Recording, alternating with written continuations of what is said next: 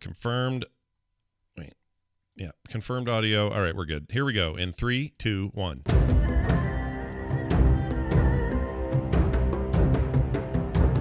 Welcome to There Will Be Dungeons, everybody. It is time for us to play D&D. I'm Scott Johnson with John Jagger, Kristen Ashton, and, of course, our DM, Kyle Ferguson, and we're ready to continue things. Before we do, though, a reminder that we like tea, and so will you. You may not even know if you like tea yet, but I guarantee if you go to phoenixpearltea.com/TWBD, you'll find a tea there that makes you happy. You trying to sleep better at night? You trying to wake up better in the day? Those are two different kind of teas, and they're there for you. And if you go to the /TWBD on the phoenixpearltea.com site, you'll find all the cool teas that are based on the stuff we do here on the show. So go check those out, and you'll be happy you did, I promise. All right, we're going to dive right in. Before we do, we hand it over to Kyle, who will catch us up on what happened last time on There Will Be Dungeons. Last time on There Will Be Dungeons, with the help of Granny Goggles, the cat lady, we made our way through a dungeon to find a small urn, a jar, that contained an old, discarded, dried-out heart. We took that jar with a bat on top of it, down the stairs, and put it into the hole on the altar, where it fit perfectly. As we turned about, we chose the left staircase and began to ascend. Now we find our heroes looking for the other jars as they explore the Underdark and a way to enter, perhaps, the Great Door and beyond the Kalazar. Everyone roll survival checks. Boy, you're right out the gate this week. Mm-hmm. We usually don't roll this early. Yeah, my roll reflected it with a 5. 14. I touch myself and grant myself a D4 in case I need it. Oh, I'm glad I did that. It's not going to be much better, though. Let's see. 7. Everybody roll intelligence saving throws. Oh, my lord. Remember, +2 if you're close to Grinkeeper. Would I do so with advantage? You would. 11. 15, assuming I'm close to Greenkeeper. 7, 8. 8. If I count Grinkeeper's bonus. All right. You head up the staircase to the left, which is thin like the others, made of stone carved into the very rock. The walls around you seem worked and smooth, though still wet from the Underdark in this cavernous atmosphere. You ascend for an extremely long time, which you expected after your previous staircase, and find yourself in the roaming and twisting tunnels of the Underdark. Your way is unhindered, though you feel as if someone's watching you the entire time, perhaps a presence with you that seems to keep the creatures at bay. At every twist and turn, you almost see a glint of an eye, an old gray eye watching you around a corner, but it disappears by the time you get there. You see creatures and various white spider-like beings scurry out of the ceilings as you walk by. Everything seems to give way, make birth as you proceed through these tunnels. And eventually, it stops going up, and you continue through these winding chasms. But you get horribly lost. Horribly lost. You stop for a short rest, as we've now taken, and you eat what's left, but however, Splendor-Belt's meals are all gone. They were all eaten by the baby Hakor in his bag. So you share some of your food with Splendor-Belt. Grinkeeper will ask if the thing's been named yet.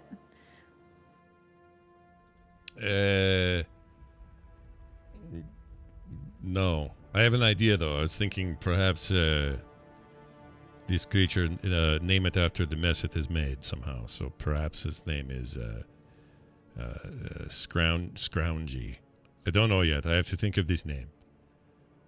I give it some time. Scroungy balks at this name from inside the bag. Box, not bulks, but box. Got it. Box. Like box. All right. Inside the bag. After your snack and your supplies dwindle, your supplies deplete.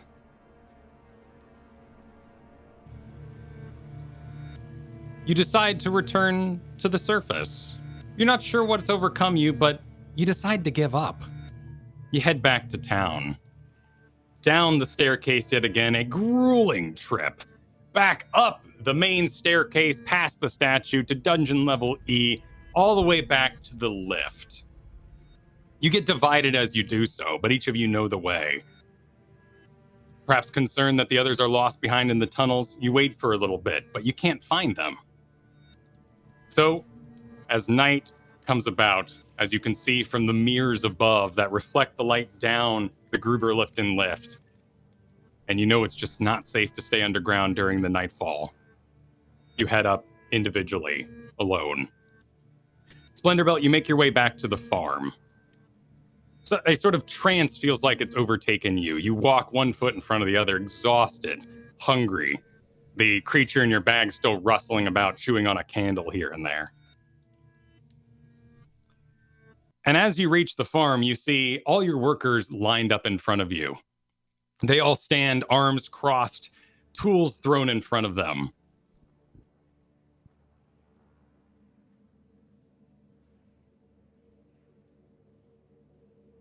This is what you see as you approach. Okay. They're looking at me? Like staring at me? They're staring down the road. They see you coming. You see among them Noparopa, the Bullywug. You see Glipoma. And they've thrown their tools into like they're done, like they've thrown it into a pile and they're looking pissed. Is that what I perceive? A pile in front of them. And from this distance, you can see arms crossed. And even Chad Brad, his stake has been repositioned towards the front of the farm here by all your workers lined up. This looks like a strike. All right, I'll make my way to them and probably go to Snake Man to ask him what's going on. Splendorbelt, you return from the underground. Have you news of my princess? No, except we are this is next on list. Next on list, I am done. We here on the Splendorbelt farm, the potato concern, reject you. What? Why? What has happened since I was gone? You knew this. I was going to work on this when I came back. Word has reached our ears, Mr. Splendorbelt. Each day that passes, you betray us. And now, deep below, in the Flump bathhouse, you had a chance to find my princess, yet you turned it down. All right, quick remind me here. Who told me what down there? This was the great fish beast, the Aboleth, who spoke to you psychically from behind his bathhouse door. He said he knew the location of the princess to you, but you said, eh, and moved on. All right. That does sound like him. Yeah, it does. That fits.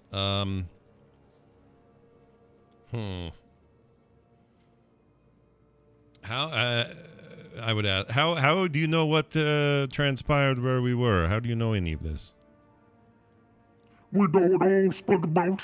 We've heard the stories. How you in the bathhouse met my kin and refused to ask them questions of how to free my curse. Well, this is not so much true as just a side effect of my we had other goals there, and this was not time for any of this. No more lies, Mr. Splendorbelt. I called you master, and you betrayed us. Tears would stream down my cheeks if they could. I'll look down at is Fishman here? Fish Boy, what's his name? Glipoma is there, yes. He's there. I'll look at him like, maybe kind of wondering if he's also got grievances he'd like to air. I desire a better compensation than nothing. Don't we all? And the frog next to him. We have made an arrangement. And what is this? And just as you ask, you see a horse cart being pulled up the street. One that looks a little familiar. One with steps that are a little too close together. And emerging from it. Ah, Mr. Splendorbell. Great. I see you have met my associates. Marvin, shit. please step out here and take a look at our new workers. They look excellent, my father. These are going to be good workers. Yes, Mr. Splendorbell. We have taken it upon ourselves to liberate this atrocity of a worker's situation. You must define atrocity for me. I don't. They are all fine. Look at them. It's fine. It's fine. It's fine. He says this is fine, Marvin. He says it's fine, but he's wrong, Dad. I know, Marvin. He's very wrong. Listen, you have here a cursed Minotaur who's stuck on a stake regardless of his body being buried very nearby. You could regenerate him. Splinterbelt will know that this actually kind of looks bad. Kind of. That it looks Kinda. that it looks pretty neglectful. But I would say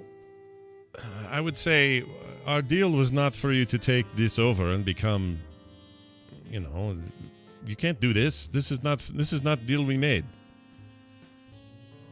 I'm afraid the deal has advanced. We purchased the grounds from underneath you, Mr. Splendorbell. You failed to file the proper paperwork, which left us no recourse and no other decision than to deal with the bank, of which we heard that you and your companions robbed previously.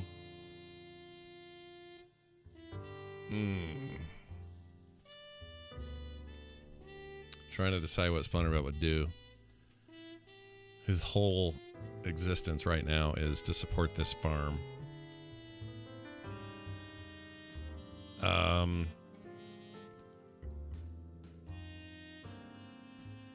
Yeah, I would say, well, I have not been informed. There's been no formal process to complain or to tell me I'm not rightful owner. This is not legal process you are bringing.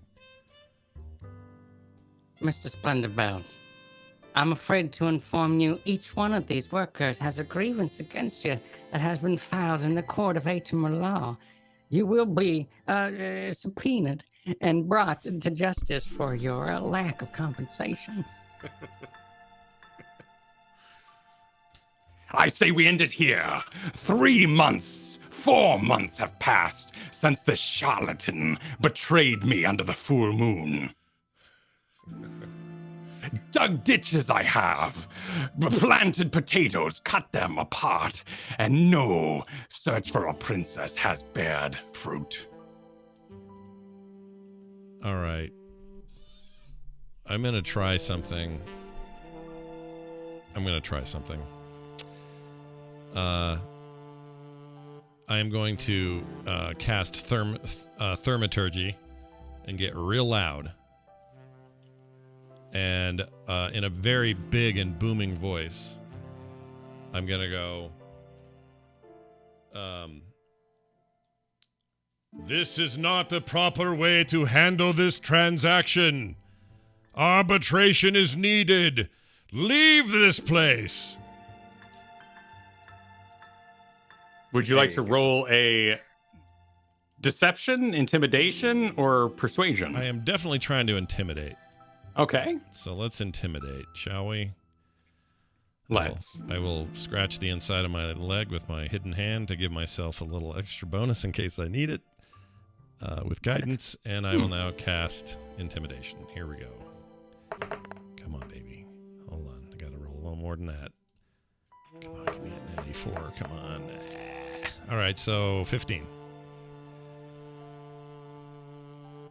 Roll a wisdom saving throw. Okay.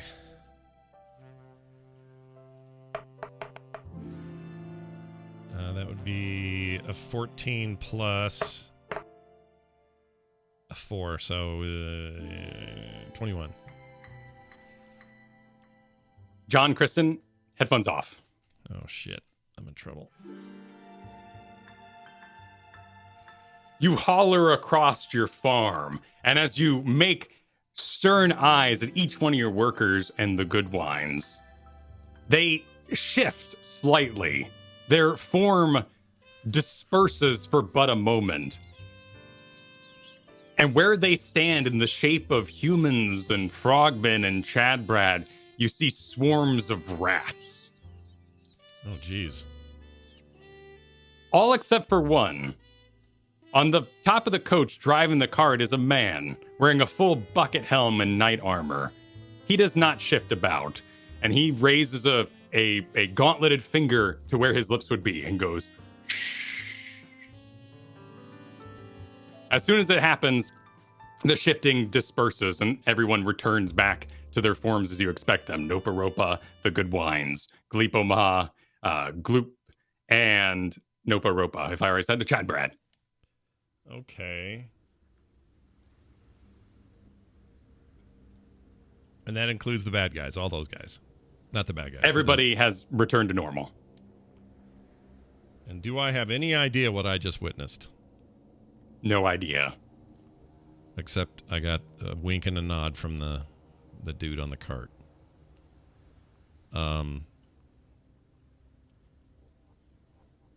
I would say, pardon me, I hate to have tangent in conversation, but you have not introduced your friend here, and I'll point to that dude. He is no concern to us. He is but a driver for a beautiful cart here. Please, focus at the task at hand. Mr. Splendidbelt, we suggest, due to your position and your income perhaps from Potato Farm, that you abandon this business and leave town promptly. Do I sense he's being honest about who this guy is in the cart? You can roll an insight. Let's do it. A 17. You found it dismissive, but perhaps in this moment as you look about your workers, you think more to yourself, where did they get all this information? How do they know what happened at the bathhouse? Was Angel up here betraying you, telling everybody exactly? She wasn't even witness to the conversation you had in your own mind in that back door. There's a rat, see? There's some kind of rat. Maybe literally. All right.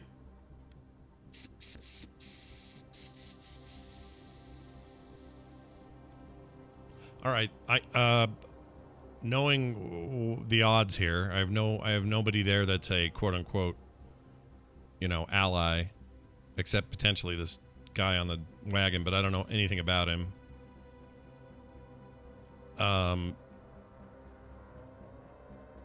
I'm going to go, please wait here for a moment. I will comply with your request, and I'm gonna go out toward where I got some money buried. I ain't leaving that here. I'll come back and deal with these guys later, but I'm not leaving that money. All right, you collect your money. As you walk off, you hear in the distance, Let me kill him. He has betrayed me too long. I will find the princess myself. His back is turned. It will not be a dishonorable kill after all he has done to me. And I hear all that. mm-hmm. How far am I from them now? Well, I'm here. So they'd be on the edge of your farm. Your rock, I believe, was on the top right facing the swamp. Yep. So you'd be pretty far out, at least 200 feet. Okay. So I'm not really... Nopa Ropa was not quiet about this. Not really worried about an imminent attack or anything. So I would gather up the gold, even having heard what I heard. I'll walk... And any other... I don't remember what else I put in there. I may have put something else in there, not just money. Hold on. You had gems stashed in your tower hole. The hole that the hag had from long ago. That's right. I'd want those too. Yeah, I'd make a beeline for the tower. And get those gems. As you head to the tower, you begin collecting your gems. And the conversations continue behind you as you kind of give a glance out of the corner of your eye. You see Goodwine dispensing new tools and bags of money to all the various employees around him. All right, I'll gather up those gems and I will walk back toward them to essentially, express my frustration that they'll hear from me again, but that I will leave for now and abide by their supposed rules here. And where do you go when you leave? I would head toward town. How do I usually get around physically? How You far? just walk usually. I walk, right? So what did we just decide? It was like a 30-minute thing or something, walking? Yeah, about an hour to the guild in full. Okay. I'd make my way that direction. Hands on hilts as I walk away from them, just, thinking cautiously about what they might do behind my back. Get paid for labor. And I will look real nightmare scenario. I will look really sadly at Chad Brad. Just kind of make a face at him like, he's done more than betray me here. And then I'll walk off.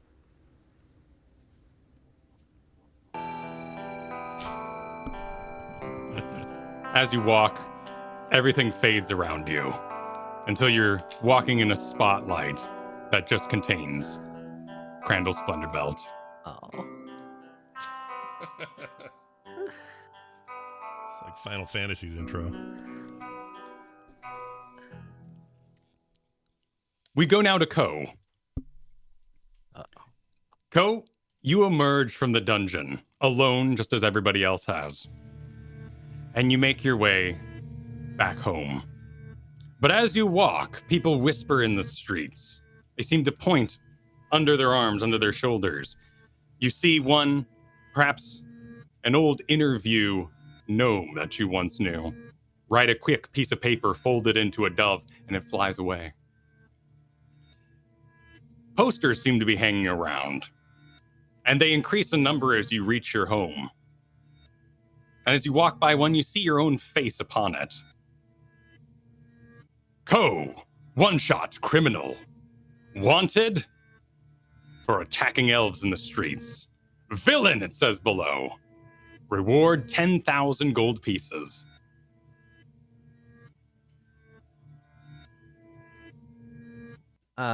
Is there any indication on the poster as to who posted it? Like where someone would go to turn in the bounty? Is this a guild poster? Is it local authorities? Funded by the guild. Any information available, please report to the daily quest.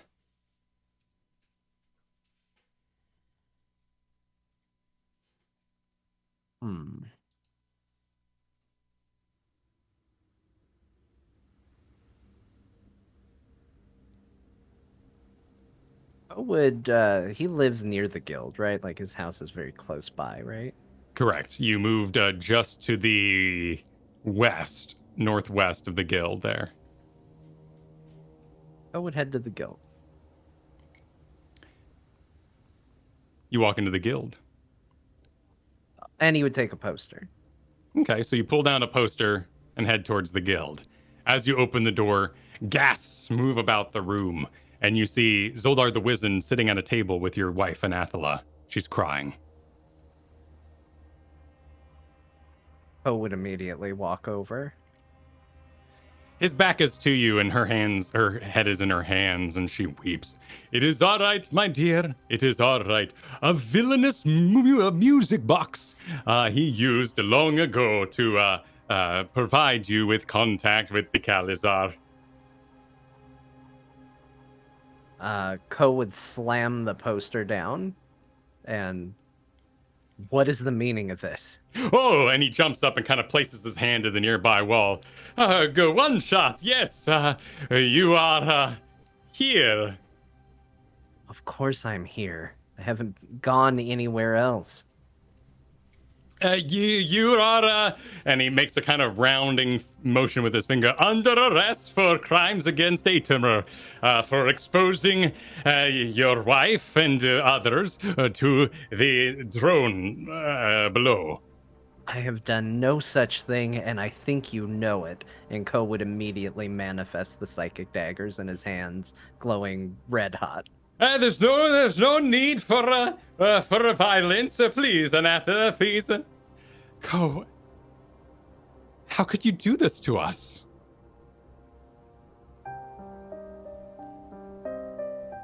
How Ko could would- you ruin our family, our home? What Ko was would connect psychically to Anathala.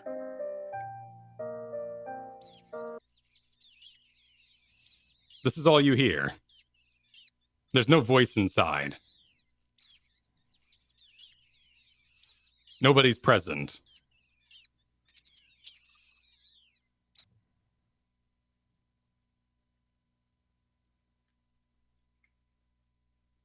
Please, Mr. Groenhammer, the chains, manacles for the one shot. And you see Groenhammer approaching you with a pair of handcuffs. Masterwork No. made. This isn't real. None of this is right. Ko's going to throw a psychic dagger at Zoltan. Make an whatever attack. His name is. Zoldar, and I think I also occasionally say Zoltan. So Okay. good. Zoldar, when it comes He to goes the by lore many book, names. I think, yeah. Zoltar Zoltan is his whole name. Zoltan. 15 to hit. You hit him right in the chest. And he grabs his head and falls back. Is this a lethal blow? Yeah, it would be intended to be lethal. He slumps to the ground. Ko, please, just go with him. How could you do this?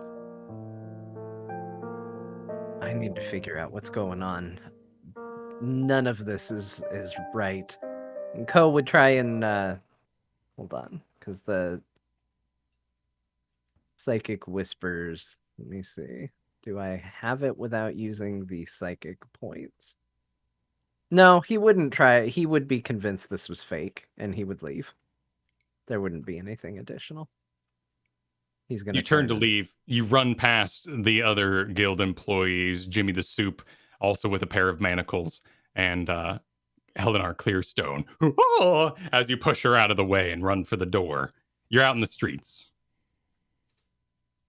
Ko's gonna start heading to Splendor Belt's farm because he doesn't. I don't think he knows where Grinkeeper lives. That's fair. I don't think she's As- ever at a party. As you run down the street, you pass Lady Wildfire. Ko, please! How could you do this to my family? Babies cry in her arms as she screams as you run by. Yeah, he doesn't. Ko isn't buying any of this. Not since he heard the squeaking. You continue running. You run past one Chuck Nasty. You ruined my business, Ko! I'm gonna get you for this! And as you run, the light fades around you. You run on a single spotlight in total darkness. Growing more and more exhausted. You haven't had a meal. You were underground for some 18 hours straight. Tired and alone. You run out of town towards Splendor Belt Farm. Grinkeeper. Yes.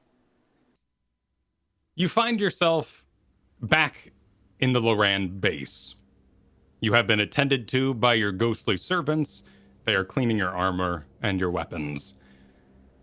You returned back to Atimer, unsuccessful, having placed the one urn in, but unable to locate what was at the top of the second staircase.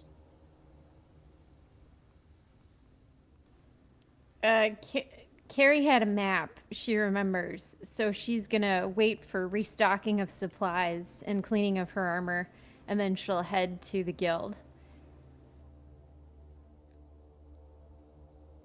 After giving the cool armor in her bedroom a sad look. You give it a sad look. And you realize that you will never have that armor. No, Grinkeeper. What? Grinkeeper's confused as to why she would think that. She'll shake it off and keep going. And as you reach up to pull your hair out of your eyes, you realize you have no hair. What? Grinkeeper will stop, and she'll go to the nearest mirror. As you make your way to the nearest mirror, the entire Loran base falls apart like water down a wall. You find yourself in a lonely dungeon room, bare walls, wearing a straitjacket. Your mother weeps outside the door. Will she ever be okay, Doctor? This is a pretty extreme case. She believes in this Loran. She believes herself to be a paladin of sorts. She will never be whole again. We have deduced her insane and removed her hair for her own safety. We will keep her here in the Kingdom Saint Asylum. Grinkeeper's gonna look around very confused, and then she's gonna think to her pink bracelet, and she's gonna imagine Gentleman Cavalier and Co. and Splendorbelt and see what direction they might be in. Everyone outside the door shifts slightly as you do this.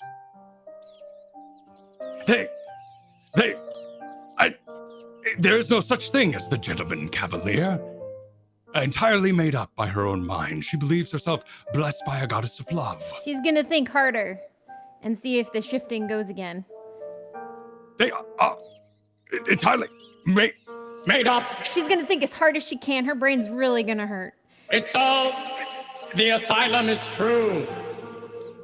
It is all true. Submit. Submit. What? Who are you?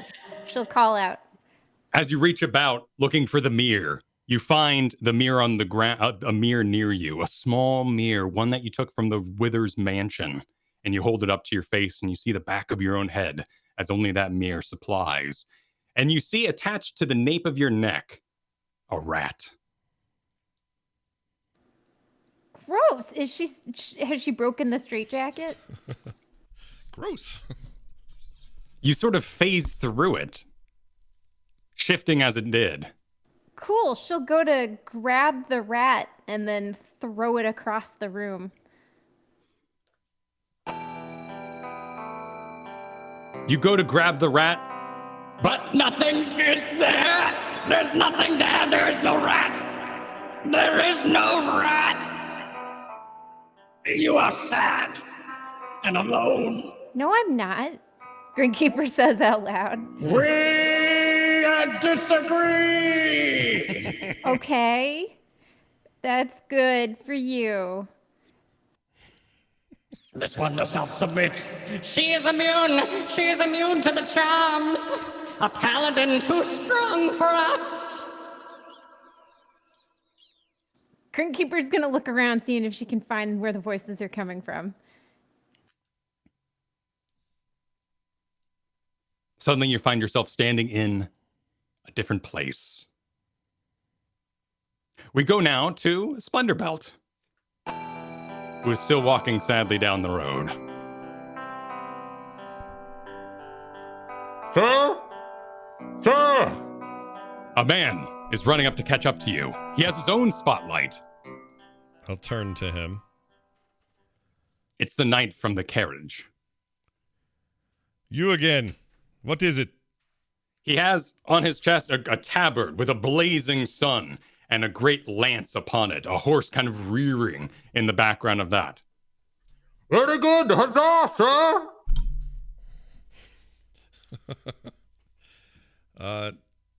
Hello.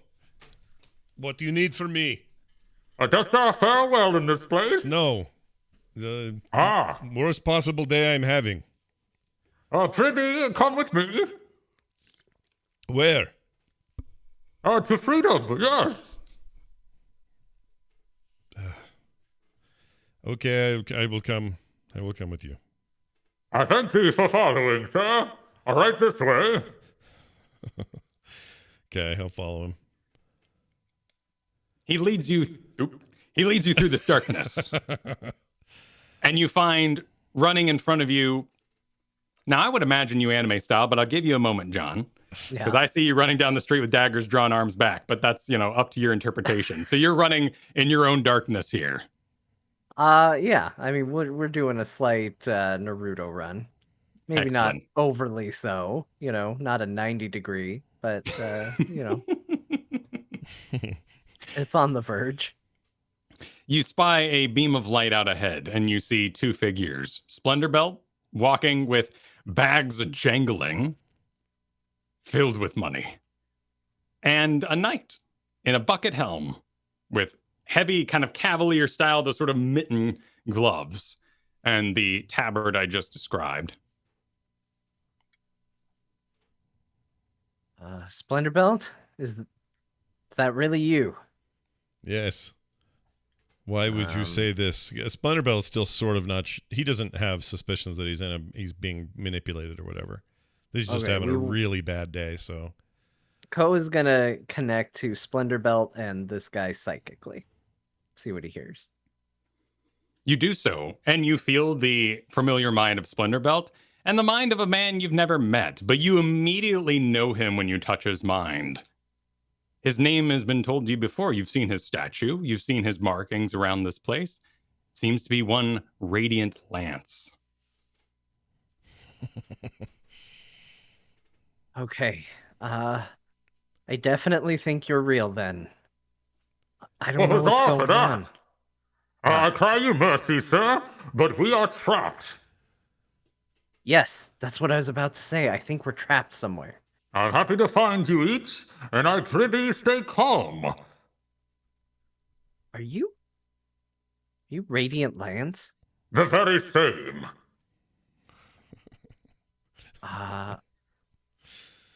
Where are we? How did we get here? Well, this place is a manufacturing. A production. Oh. You have successfully reached the Black Basilica and my final resting place.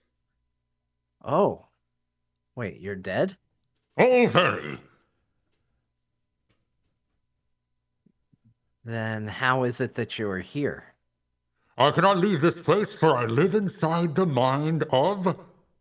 our jailer here, if you'll catch my meaning, sir. Okay, and you can get us out? I'm here to keep you calm. I've been alone for a very long time. Taoist makes me most happy. Perhaps we play some cards while we wait. No, we don't have time to wait. We have to get out of here. Then we are at the mercy of your fine companion, then. Are you talking about Grinkeeper? And the one has broken free, yes. She seemed immune to the charms. Oh. Well, I have faith that she can get us out of here, but surely there must be something we can do to help.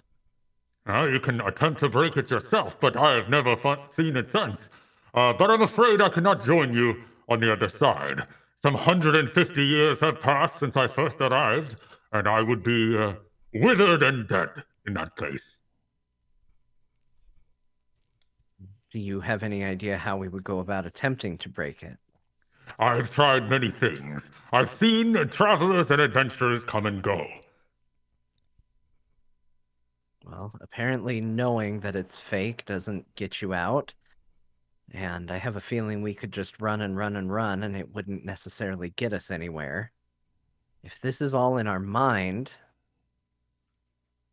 maybe it's just like when we were in the psychic realm, Splendor Belt. Maybe we can manifest things. Maybe we can do something to push past it. What do you suggest? Ko's gonna try and summon all his psychic energy to kind of tear at the fabric of the reality, much like how he has had to for his psychic dealings with the sick elves. Okay. Excuse me. Okay. What kind of check would you like to use for this? When we were in the Kalazar's sort of dream realm, we used charisma to manifest things. But you might want to use wisdom or something that kind of embodies your inner will. Yeah, I think wisdom's definitely better than charisma.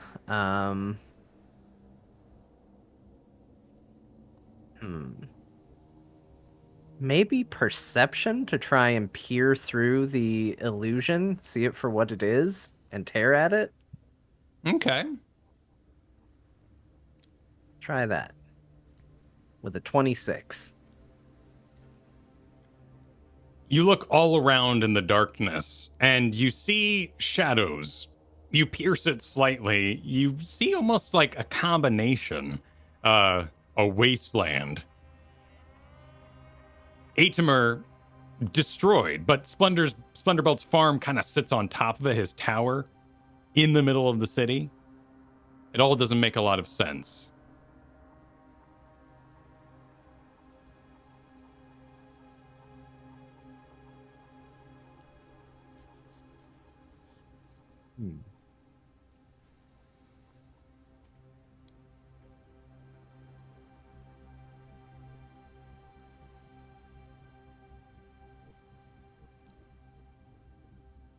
Splendor-Belt, is there anything you'd like to do? Oh, I wish there was a way to like. How about a real hardcore prayer to Paylor to see if he can give me a hint or tell me what this is, warn us, something, anything. Sure, do a religion check. All right. Natural 1, 5 total. Holy crap. My rolling today is bad. Oh, no. You failed them, Splendor-Belt. You failed us all. Oh, wow. You are no longer in my service. You are even mad at me. What? Wait. Why is everyone so sad and mad about me? The presence is gone. Ah, shit. All right. Fear not, noble cleric. It is but an illusion. Okay. Well, very dejected, I would say. What would you have us do then? I said we should play cards to pass the time of eternity. This sounds not a way to get back. We need to go back. Yes, I did too, but this is your failings, I'm afraid. When was it explained to us that this would be result of any failings? Perhaps your strength of will, or a roll you did earlier in that you cannot escape this place. I'm trying to find a hole in the story that will make me go, oh, is that what this is? I will very sadly go, okay, what is game? What is card game? I've been playing solitaire. Do you know any new ones? Have they invented new games out there? You have ever played, I can't think of it. I think of the name of the game that would be like a good fitting the setting game. I know War. Oh, I have played this. This is fine. Excellent. Let us play War. All right. Your name, sir? And he turns to you, Ko. I was just still peering at everything, really concentrating. He's kind of tuning them out. Be you a cut purse, or will you join us in a game of war? Very well. I'll deal cards. Splendor-Belt and Radiant Land sit down. Is there anything you wanted to do, Ko? No, I mean, Ko's just trying to force his will through whatever barrier is fogging his mind. That would be what he would be attempting to concentrate on. You do notice here that, as I described it, Splendor-Belt's farm and your own city of Atimer was combined. Here, sharing spotlights and mental projections, it may be difficult to do anything but share a mental projection. Don't know what that means. Yeah, Ko's just concentrating. That's what he's doing. Very well. To my meaning, while standing next to Splendor Belt, your farm sits on top of Atimer. You may need to walk away from Splendor Belt in order to have... Oh, I see. They're stacking on top of each other. Oh. Yeah, Ko would get up and start wandering away. He wouldn't even say anything. Hey, good luck out there. We'll be here when you get back. Don't eat anything. It's not real.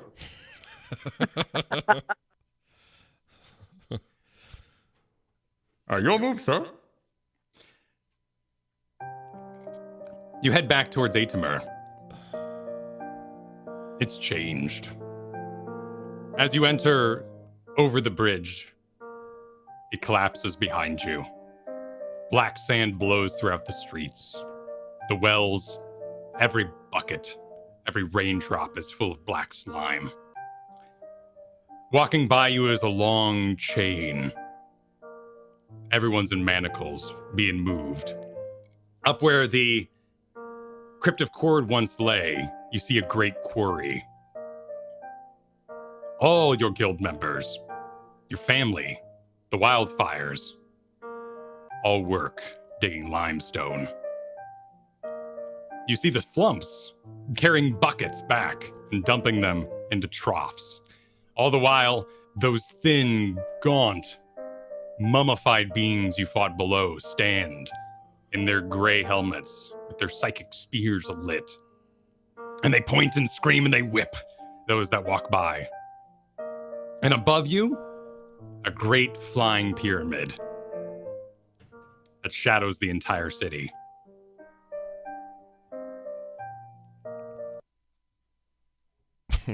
Like an actual pyramid, like 3 sides and a base, like.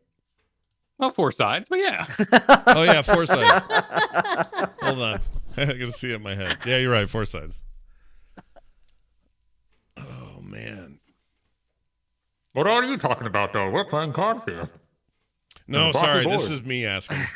Tabletop guy. I love this kind of stuff. Sorry, yes, I'm playing cards with you, yes. Excellent, good, it's your move.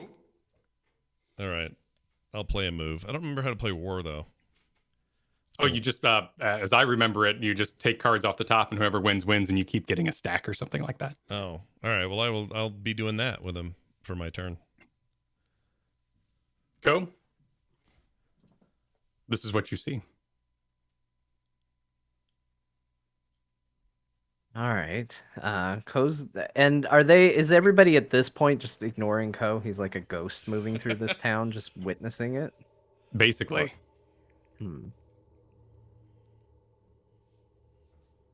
Yeah, Ko's gonna explore the town, but he still doesn't believe any of it is there. But he does believe that this is, a potential outcome. So he's paying attention, but he's also trying to think of a way out.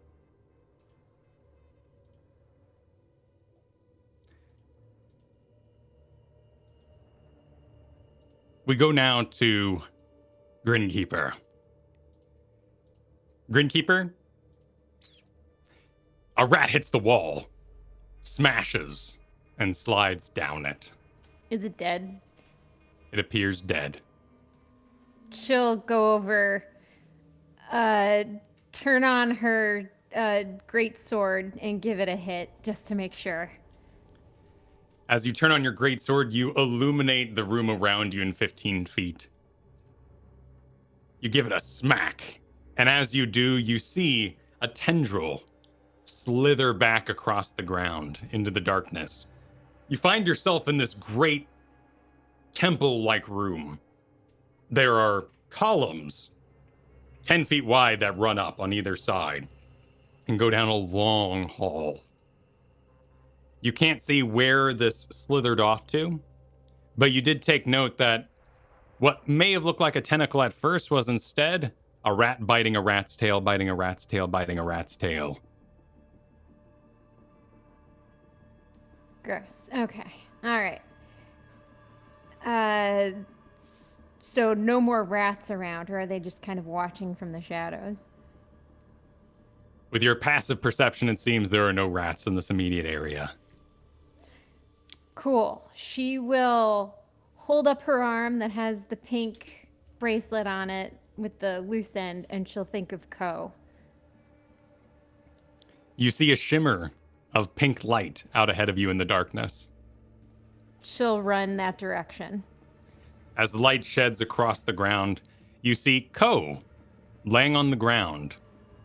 A rat biting the nape of his neck with its tail bitten by a rat, bitten by a rat, bitten by a rat.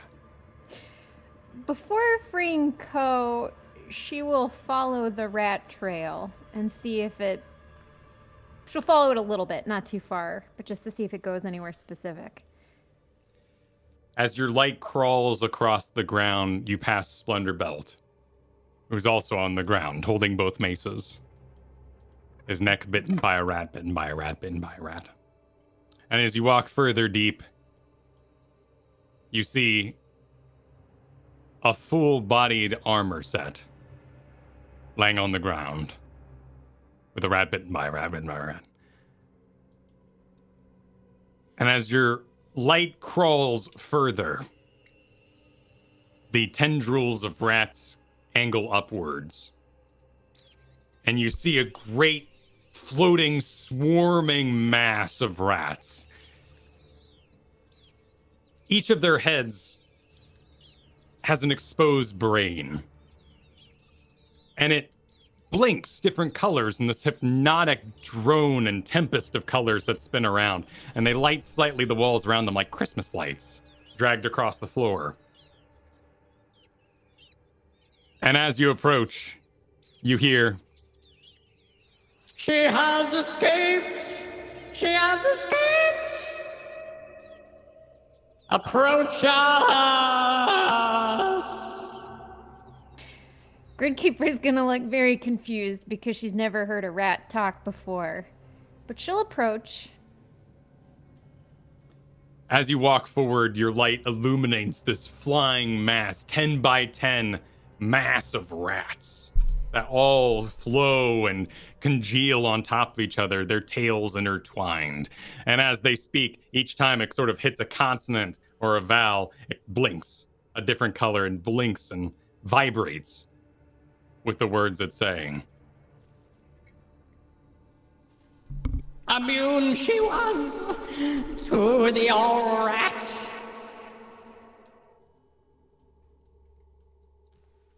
So are you gonna let my friends go, or am I gonna have to kill you? She threatens us. She threatens us. She threatens us. Yes. What do you seek? A bargain with the all rat, the cranium rat congregation. We're looking for an urn around here. Do you know where it is? The urn. The very urn that beats at our heart. Oh, gotcha. Okay, cool. That explains quite a bit. I'll be right back. And then she'll go to not the corpse. Well, the corpse. She'll turn her sword into a dagger and she'll stab the rat that's biting the corpse. Then she'll go to Splendor Belt and stab the rat that's biting Splendor Belt's neck. And then she'll stab the rat that's biting Ko's neck. Your move, good sir. Oh! And he looks up in the air. And even through his helm, you can feel a kind of smile cross his face. And he stands up, dusts himself off. It seems my time has come. You're going to be freed, and so will I. Is he doing this right in the middle of my war game with him? Yep. And I don't know what he's talking about yet, right? No idea. Okay. Am I winning? Let's do it's war, so let's roll a d20 and see who gets the higher number. Okay. Here goes. I got a 9. I got a natural 1. What is going on? Huzzah, sir! I thank you for the game. It seems my last thought in this place shall be a victory, and I thank you for that. Well, I'll just say, I'll nod and then sit there. your companion approaches, and I must be leaving. Good luck to you in your battle against the Kalazar. I am free. Thank you, I'll say. Feeling very dejected. And he disappears in a wind. You find yourself wrenched from this reality and on the floor in the darkness as you see Grinkeeper walking away from you. Oh, wow.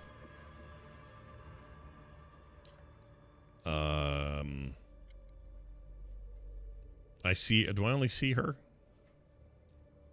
Yeah, well, no, actually, you have dark vision, so your face is kind of on the hard floor with your maces in your hands. Yeah. And you are currently facing back towards her, so you would see this long temple-like structure and the columns to the left and right and a door beyond. And in your dark vision, you can even see in that door is the crank that co-possesses. Okay, but I can tell that's Grinkeeper walking around, right? Yep.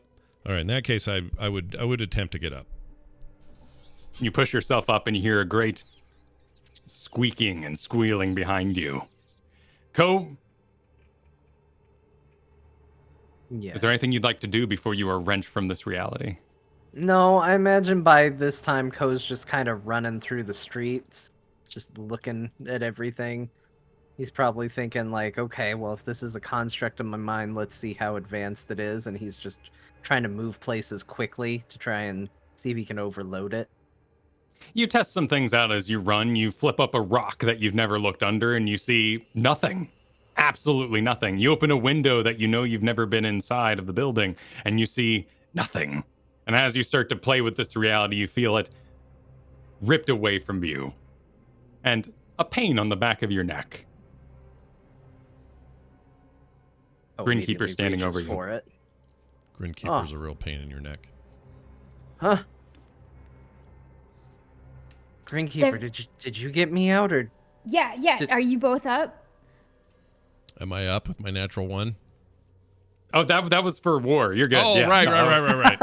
It was so I mean, devastating. unless you unless got you're bit. You got like 5 fatigued. rats on you. Yeah, absolutely distraught by your mental game of war. just carry that horrible 1 with me. All right. Yeah, I'd be getting up. I'd be attempting to get up.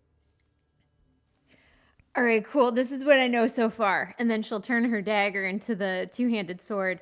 There's a giant rat ball. It bit our necks, and so watch out for the rats. Apparently, the next turn is inside of it, and that's what I got. That was awful. And I think I'm ready for a little revenge. Cool. It sounds good to me, and I will pull out my maces and turn and face those stupid effing rats. You see them swarming at the end of the hall. You may now open your schmeppy. Schmepper! Schmepper! Schmepper! Schmepper.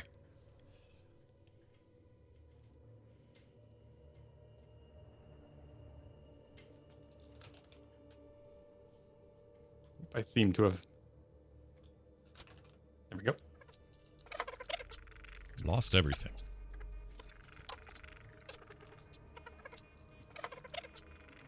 So this is where you find yourself in this long hall. You see an altar behind the rat, kind of through and underneath its long chains of rat tendrils across the floor and these tentacles it's created with it. You see all the rats kind of swarming and collapsing in, very much like a visualizer, if you will, like a math-based construct. And at its heart, you occasionally see that ceramic something surface for a moment and then dive back in.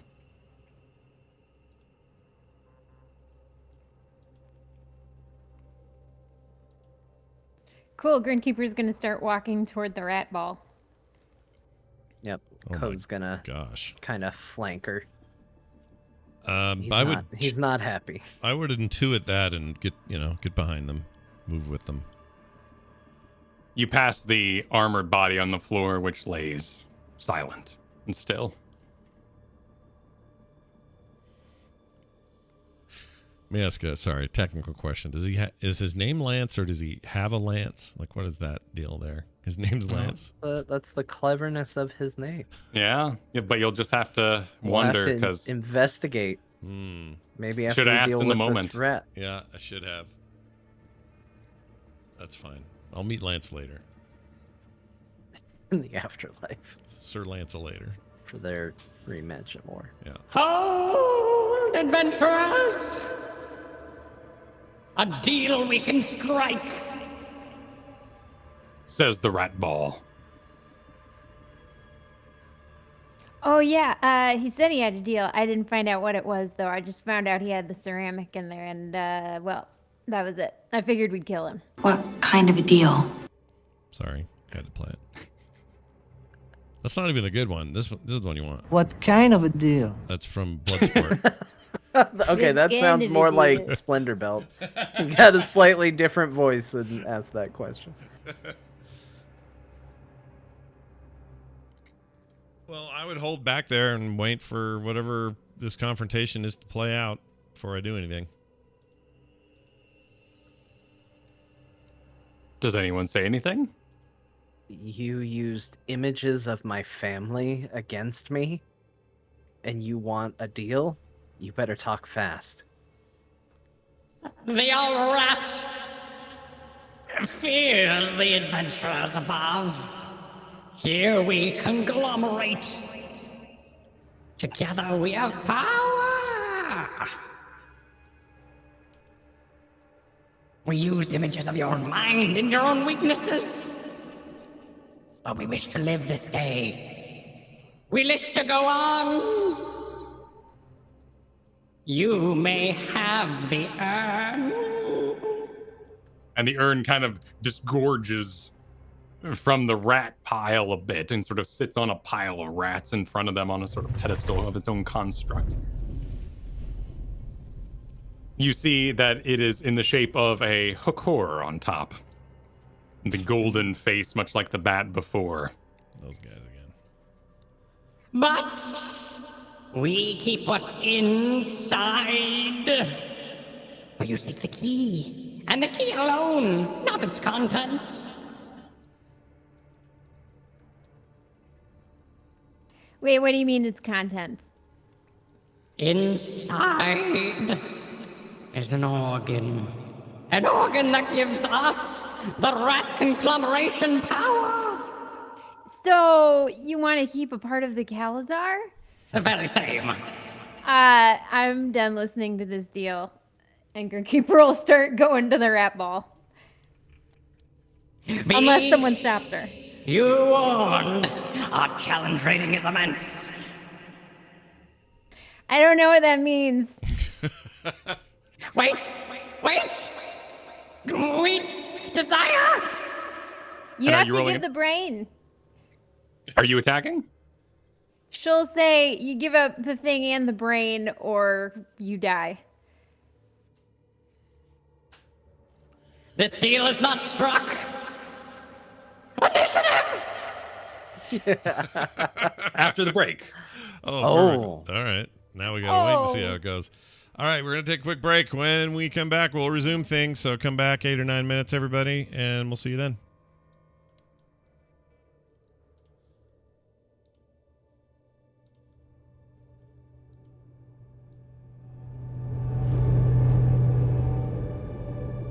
Well, let's go ahead and we'll do initiative since that's all clunky. Oh yeah, We'll do good that off idea. air here. All right, jumping straight back into it, everybody. Welcome back. We're gonna now roll initiative and see what happens with rat balls. Oh, geez, Ko's low on the initiative. He's apparently not into fighting these rats. Tentative. A With 7. an 8. Oh, I still beat Split. Yeah, my massive roll day, and continues with a 7. Yeah. 12. Better than 7. Although I do honestly, I like kind of not being first in initiative because it gives people a chance to flank, so I get the sneak attack bonus. So it's all right. It's not bad. Okay, I'm just laying this out here. No worries. Now we got to be careful. This rat has a self-proclaimed high challenge rating.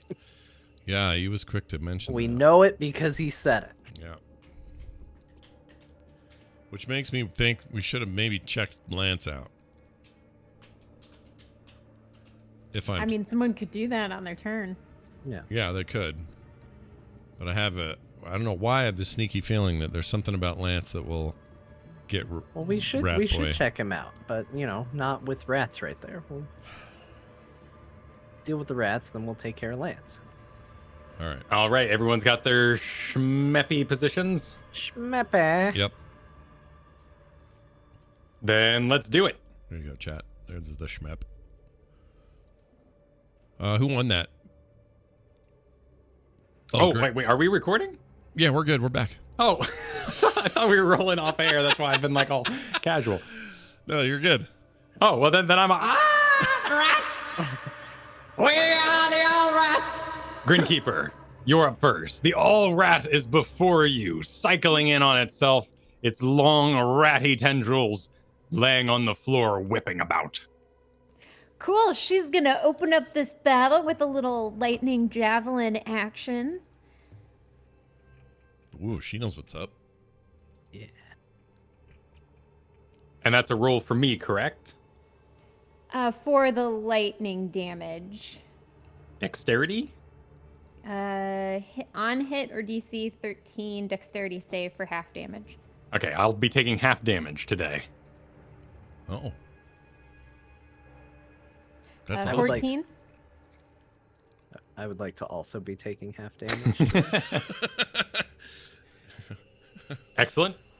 14 lightning damage. Oh, no. Does that hit? I have to throw my javelin. Oh, yes, it does hit. Okay, perfect. Let me do basic damage here, and then I'll do lightning damage.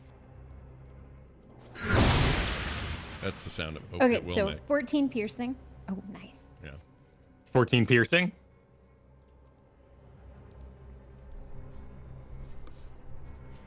And then 23 lightning damage. All right, And a that's good not opener. halved. That's not halved. Excellent.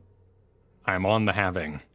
Sweet, and then she'll move up into its face. I don't know why that's funny. Faces.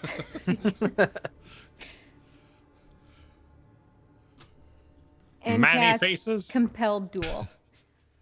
Compelled duel. Excellent. That'll happen on my turn when I act.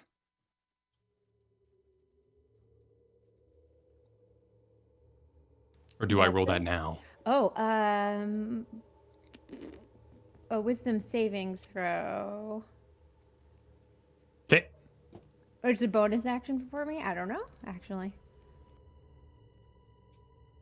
Let's go ahead and do it now then. Wisdom saving throw, I got a 17. Okay, yeah, that beats it. As you launch your lightning javelin into the beast, an image shocks into your mind. One of the monstrous cavern, your very first adventure, long ago now. As you are perhaps blinded by this vision, a rat tendril sneaks up behind you and attempts to bite you. A rat tendril is multiple rats in a rope form, right? Exactly. Okay. A rat biting a rat's tail, biting a rat's tail. Got it. And these tendrils all whip about. That would be a 26 versus your AC. Yes. Oh, jeez. It's one of the... You take... Go ahead. I'm curious now. No, I was going to say it's one of the worst anime porns I've ever rented, but keep going. Go ahead. I regret my decision. You take 20 points of bludgeoning damage as an and slaps across your back, and you take 9 points of psychic damage on top of it. A question then, is it still on my turn? Or do we This would be- pass? This would be at the end of your turn. Why? Okay, because I get 2 attacks per action. So can those be broken up between move and bonus action? Oh, you were not done yet. Yes, I just realized I can do 2 attacks, but only if I'm allowed to break it up that way. Okay, sure. We'll let you do another attack here as it whips you. Okay, so this will be with the 2-handed, the heart blade. Okay. A 29. Is a hit.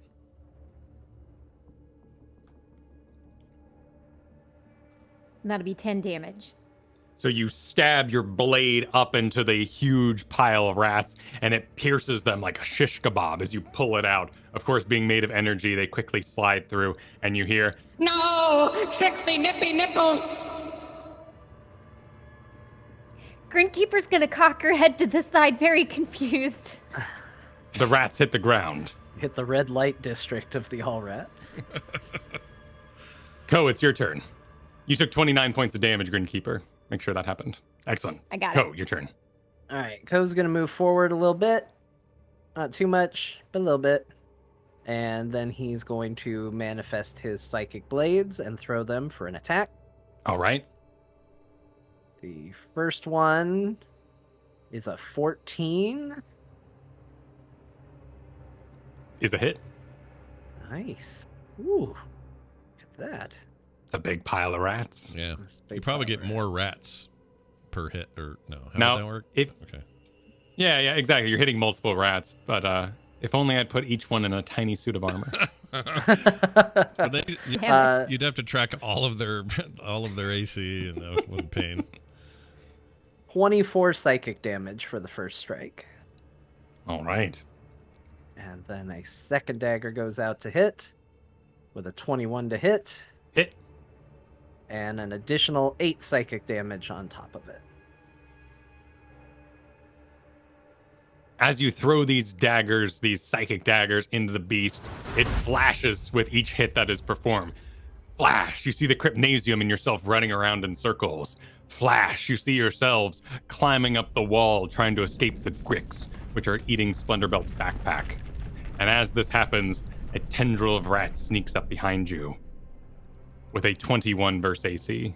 Ooh, That does hit. You take 29 points, 20 being bludgeoning damage and 9 being psychic. I would like to uncanny dodge to have the damage on that. You do. Okay, so what is it then? 29, so that would be rounded down for you as a player, so that's 14 points of damage. All right, that's more reasonable. And as your blades strike the pile of rats, No, cutie, pop it! and 2 rats hit the ground. I'm sorry, Cutie Splen- and Poppet. Did I hear that right?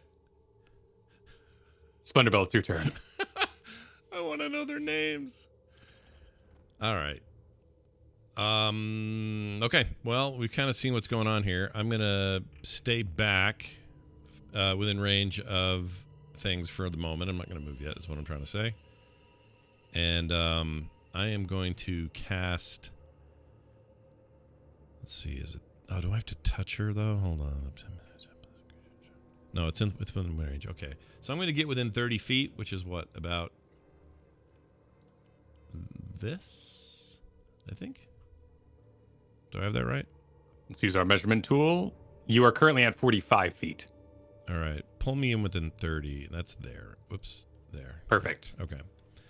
So from there, I will cast Bless, which will give 3. Let's see. That puts you both in my range, so you both get this. Up to 3 creatures within range. Whenever a target makes an attack or a roll saving throw before the spell ends, the target can roll a d4 and add the number rolled to the attack or roll or saving throw. So let's see. We're at higher levels too. So hold on a second. Second level or higher. You can target 1 additional creature. Oh, I don't care about that. All right. So yeah, you guys get a d4 with every attack, every saving throw, every whatever you got to do.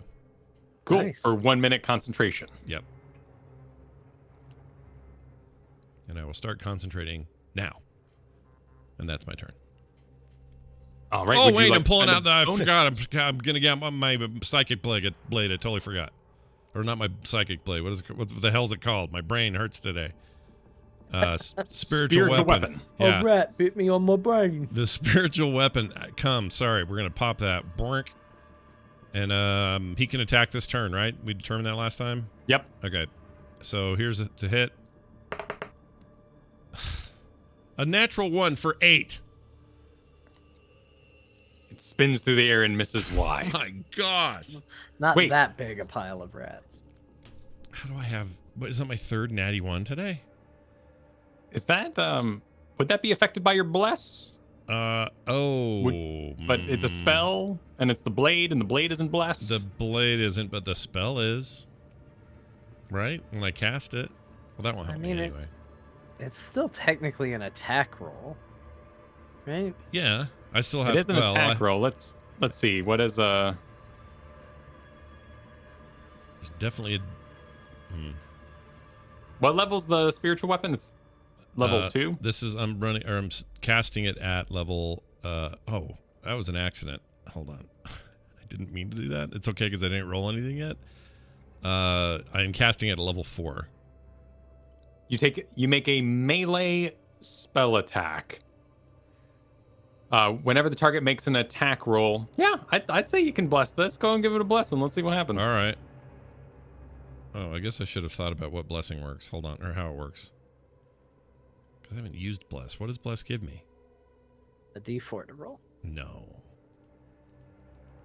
Oh, because I'm one of the creatures. You're blessing everybody. Dude, my brain took a vacation for a second. I'm like, wait, why do I have bless? Oh, yeah, I cast it, and I was one of the creatures in view. Okay, you're right. Sorry, my bad. Let's go ahead and put a D4 on there. On that natural 1, 8 total so far. So 10. You hit. Oh, whoa, really? The mass of rats is struck. Oh my gosh. All right, didn't expect this. Well, in that case, let's do some damage here. Sorry, I'm in the wrong place for this. Here it is. And that would be a grand total of 13 bludgeoning damage. You smack a rat, and it falls to the ground. Chickpea, no! Chickpea. Flashing in your mind comes a vision, a vision of Skull Keep, making your way up the tower where you had a conversation with a mirror and an old man in the mirror. However, this blinds you to the idea, or the thought, or the vision, the sight, that a rat tendril sneaks up on you and slaps you with a 23 versus your AC. That definitely beats my AC. You take except I can 29 do points of damage. Well, hold on. Can I do... Does that D4 apply to an AC check or no? Probably not. No, that'd be a save. Okay. Never mind then. Alexa, cancel. Why are you playing? I'm pissed at her. Go ahead. I'm muting. You take 29 points. 10 of it is psychic. 29, 10 psychic. Oh my gosh, it didn't end. Alexa, stop. Someone check on Amazon and make sure they're not stupid. All right, what are we doing? Sorry, 20. Give me the total. 29 points of damage. 29 total. How much was what you said? Don't worry about it. Just Okay, take 29 doesn't points matter. of damage. I thought feel maybe like you we're said looking something. into Splendor Belt's mind right now. I felt like you were giving me something I needed to check some proficiency against or something. But anyway, that's a 13. Or no, wait, that's not right. What? What are you rolling? What are Oh, you don't want me to roll yet. Go ahead. No, just take damage. No, just. Oh, that's right. I'm taking 28. You were slapped by a rat tendril. I got it. I'm down to 54. It worked, everybody. Perfect. Sorry, I got 3 things in my head at once. I'm still surprised I'm blessed. Go ahead. Those rats really got to him. The rat ball floats up. Its primary turn has arrived. Oh, man, All these around rats- you, the temple disappears, and you find yourself at the top of the Tower of Skull Keep. Floating above you is the rat mass, and it lets loose a great psychic burst. Everyone, Make an intelligence saving throw. Right. I'm guessing with advantage, right? Yes, advantage for you, and then any bonuses Grinkeeper provides. Oh my gosh. That's a 1 for me, so +2 is a 3. Ignore one of those dice. Total of 5. I got a 13, but I'm gonna psychically bolster it to a 14. That's a 1. What is going on? All right. I got a natural. Sorry, I got a 2. Plus, But I also get to roll a d4. Oh, yeah, you do that. Then I did that too, and I ended up with, that's too many dice, but so 5 total. 5. It's up to a 16. All right. Everybody takes 32 points of psychic damage. Holy Oh my shit. gosh.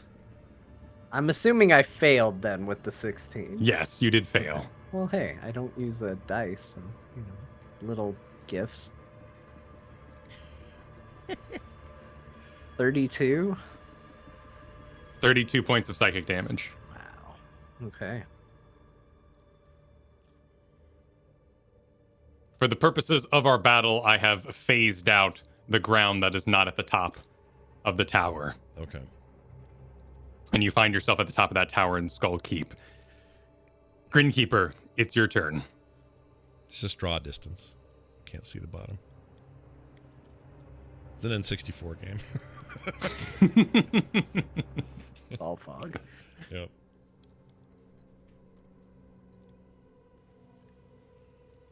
All right.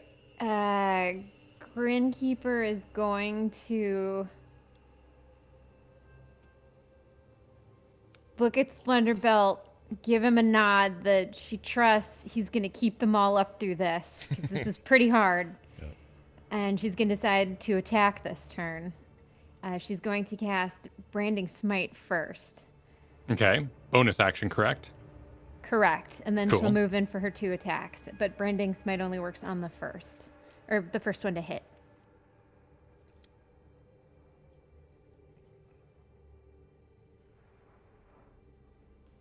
So 13 for this first one. It's a hit. You stab up into the creature writhing above you. 16 damage from the blade. Okay.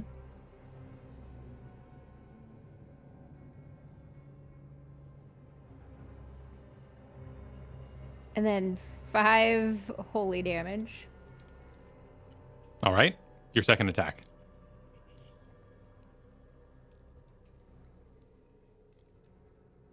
Uh, 20. Hit. And then 9 damage.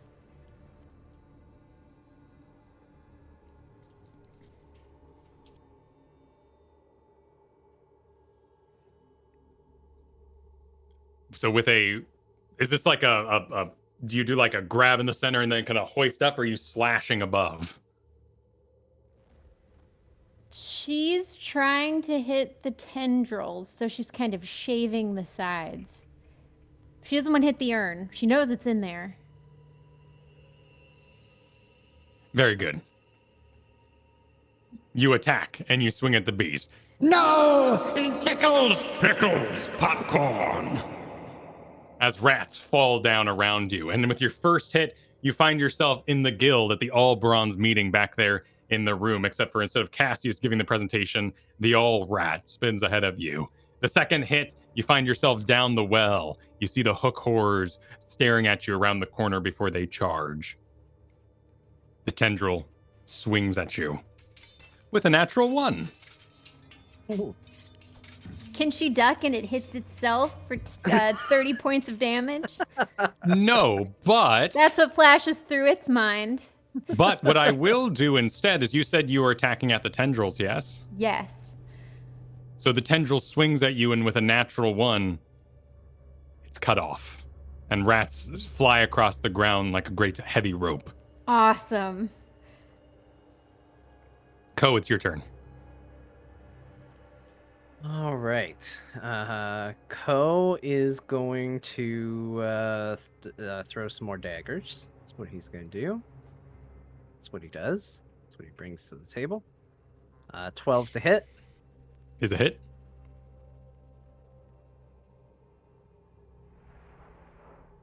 That's going to be 23 psychic damage for the first dagger.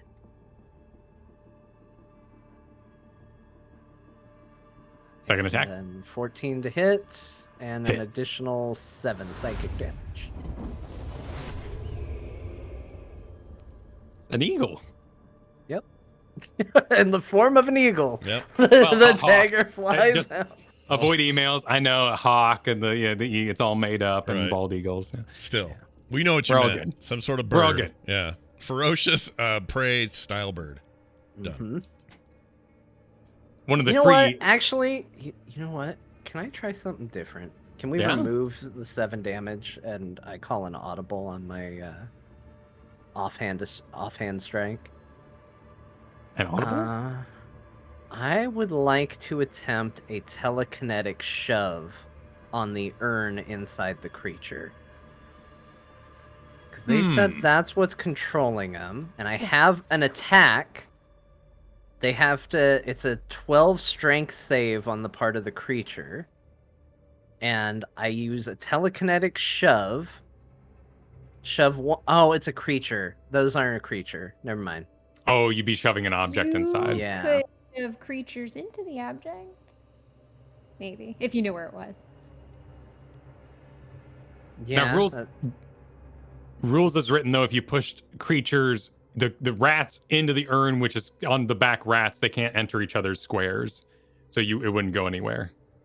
Yeah. So he was thinking just shoving the object, which Yeah, I was thinking of popping it out like the back of the big mass rats, just go Yeah. boop. That's a very But- cool idea. I don't think it's gonna work. So we'll just do 7 psychic damage. Okay, sounds good. The discarded tendril has flown off the side of the tower, and as it falls apart, you see all the rats let go of each other, and they all as they fall. But as they do, their heads unalight, and they look like normal rats. No longer part of the collective. Exactly. A 20 not natural on Ko for AC.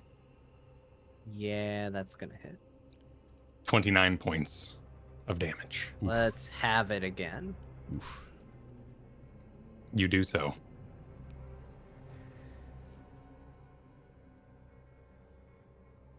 You delivered 2 strikes to it. And in that moment, you see flashing above you the ruins of the fishmen down there in the deep where you found big bleeper bloops worshipping a great wall. And beyond that, a grick you fought down in the dark. Splendorbell, it's your turn. Okay, couple things to do here. How much table talk can I do about people's hit points? We've never really discussed this. Plenty. If we were at an actual table, we would have like little signs in front of us all so we could see each other. So we'd see it. Okay. All right. So in that case, what do you guys, where are you, John? Are you, I have 33. okay. And what is your max? 93. All right. Kristen. 22 out of 84. Oh, you're like me. Okay. Well, in that case, Splendor Belt, the efficient, is going to try to do something very, very efficient.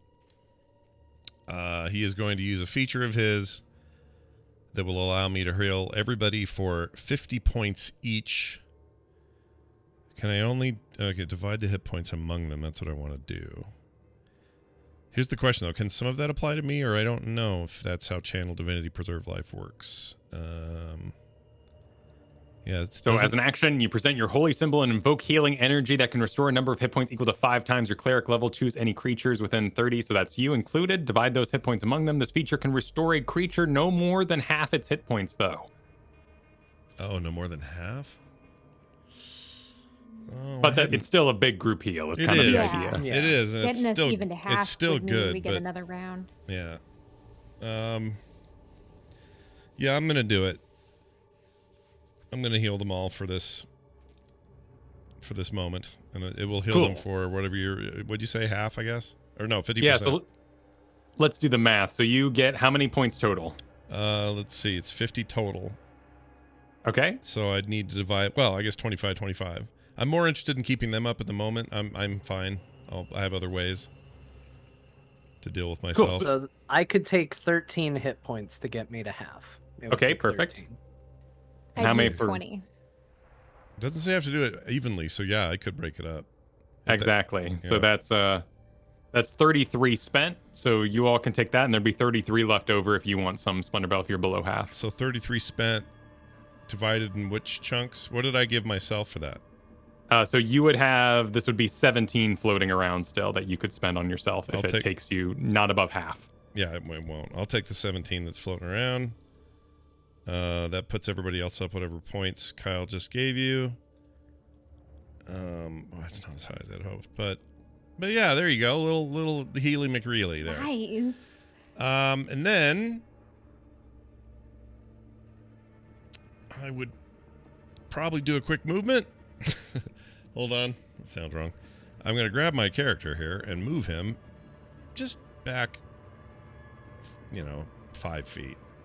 I don't want to be right up on this thing. And I'm not, that takes me out of, I'm not in like range, right? I'm not going to get like a opportunity attack, right? Not opportunity attack, but those tendrils are slapping about always. Okay, well, I'm going to move anyway. I'm just going to try to get out of the main range of this thing and move up one. F for my movement. And then we'll launch the mace, the magical mace. We'll head over there and do its work. Where's level 4? Okay, here we go. So to hit, we're looking at a pretty good roll. 21. Hit. All right, damage with the mace. 7 total points of bludgeoning. Or because it's that weapon, I guess I have to call it. Did we assign bludgeoning or can this thing It was force. Was it force? Yep, Oh, it's all yeah, you magical told me that. force damage. You told me that, yeah. All right, never mind. Force damage. Bubbles, no. You smack it. And as you do, an image of Snake Island appears in your mind, which I don't remember which button it is at the moment. There we go. Nice.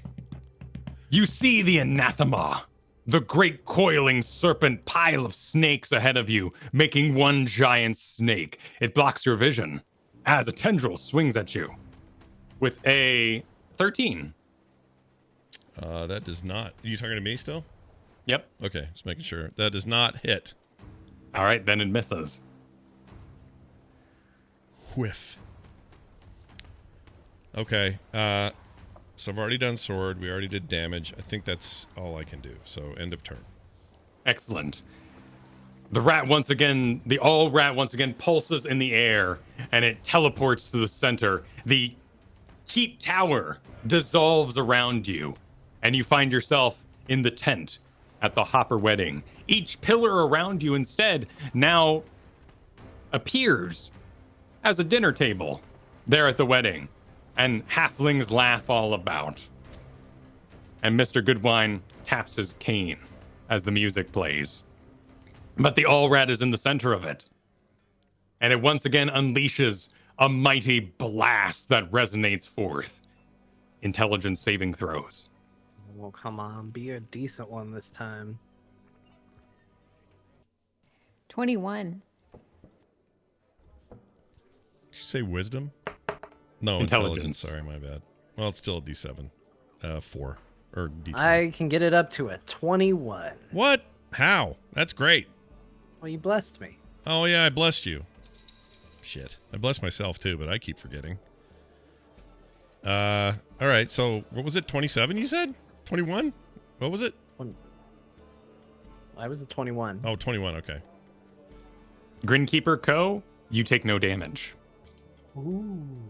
Splendor Belt, you take 32 points of psychic damage. Holy shit. I mean, yay. 32? 32. Oh, man. All right. Grinkeeper, it's your turn. All right, seeing Splendor Belt take such a big amount of damage, she's gonna run over to him, grab his arm and squeeze it with like a "we got this, stay focused" kind of a squeeze, and heal him for 40 points. Jeez. I don't even need to heal ever. Look at this. And then she will cast Shield of Faith on herself. Whoops. Chat room, if the thing looks wrong on the stream, it's because I just effed up my... I did something stupid. Shit. So what does Shield of Faith do? There's no way to undo this, is there? Like, if you rolled something by accident, basically I told myself that I was dead, but I didn't mean to. I hit the wrong key. And now it says I'm dead. Now, I'm not dead, obviously, but I don't remember where I was. I would have been... Let's see, it has the death throws thing up, so I don't even have my old hit points. 83, I guess it was, or 93? Whatever it is. The point is, my guy's dead. I don't know how to fix him. All right, how many? Hold on. How many? You were at 22, right? Yeah. And then No, you gave 7. yourself I was at 17. 7. I was at Then 7. you gave yourself 17, right? Yes. So that's 39. 30. And then that you is took my, how much damage? That's my total right now. I was at 39. I took And then you another took 32. 32, so I was down. All I know is I was down to 7 at one point. Okay, so 7. And then we add Grinkeeper's 40, right? All right, so 7. Okay, hit refresh 40, on your character sheet. I'm going to say that I healed myself. I healed myself for 47 out of 83. Whew. All right, no funeral. We're good. Okay, perfect. We did it. Splendorbelt has a slight heart attack in the corner, but this seems okay. He's up. He falls over. He gets back up. Wait, no. All right, Grinkeeper, you were casting Shield of Faith. What does that do? It gives her a +2 to her AC. Concentration, Cool. 10 minutes. All right. Speaking of concentrations, Splendorbelt, we forgot to roll yours on this blessed business you're giving around. Oh, shit. So let's go ahead and do that now. Okay. How does it work? I have to re-roll? I just have to recast it, right? I just hit a d20. Okay. There we go. A 10.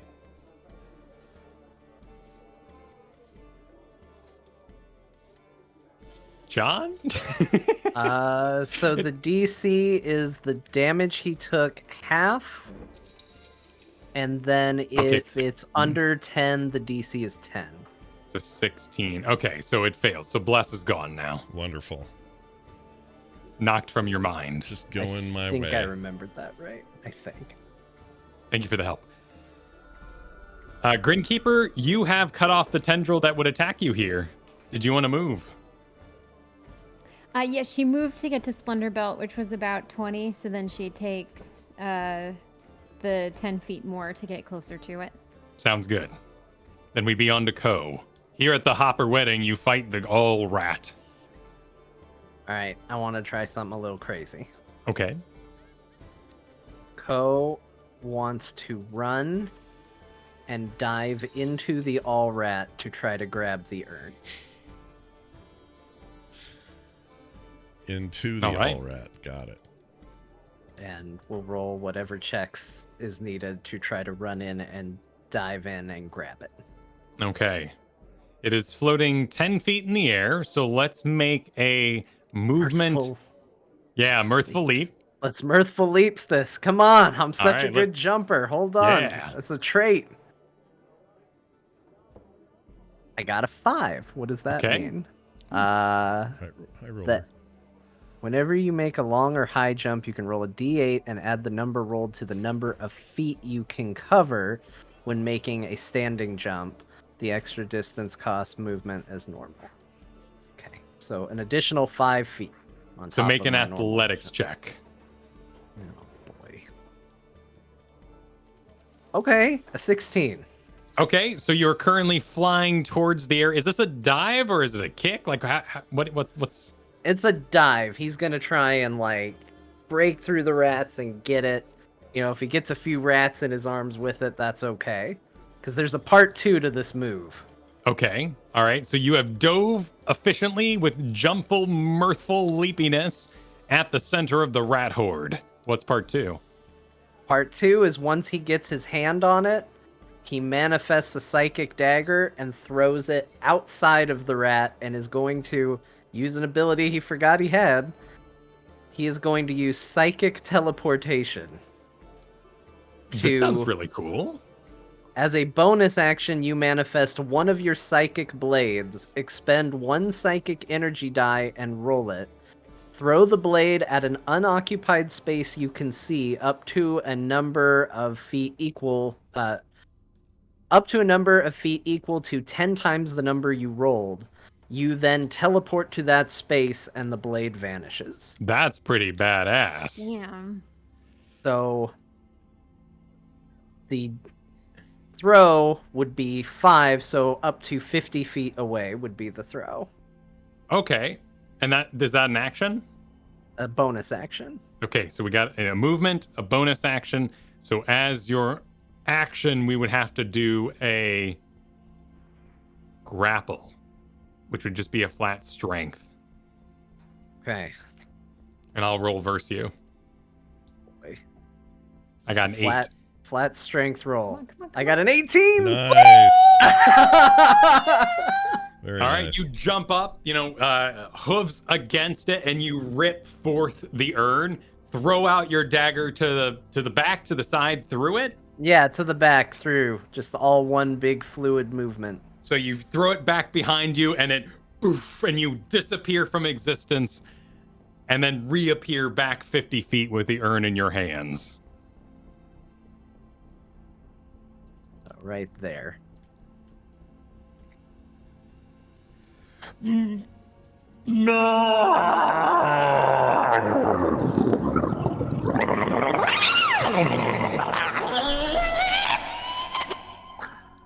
Wow.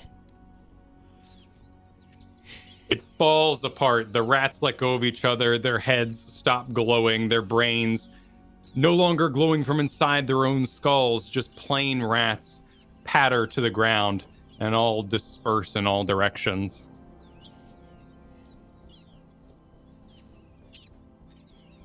It's very good. I can't believe that worked for so many reasons. That was amazing. Yeah. The Dice Lord was with you. The image fades around you. The good wine wedding disappears. The tables, the halflings, they all meld back into the pillars about you. You find yourself in an entirely dead quiet room, except for the many rats that scurry about. Some of them scurry over the armored body, some of them back behind pillars to get away from the light, and many of them, most of them, skitter around you, Ko, kind of making a berth around you as they go, and exit out the door with your crank still inside of it.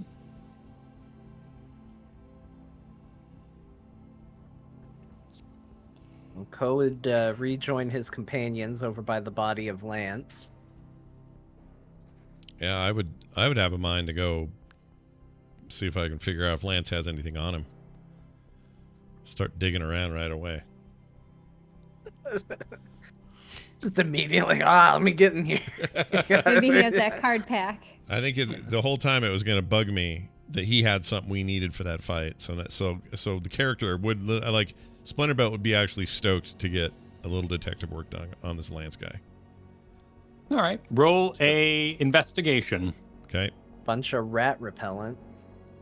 I'm rolling with let's see, that plus a d4. Hold on.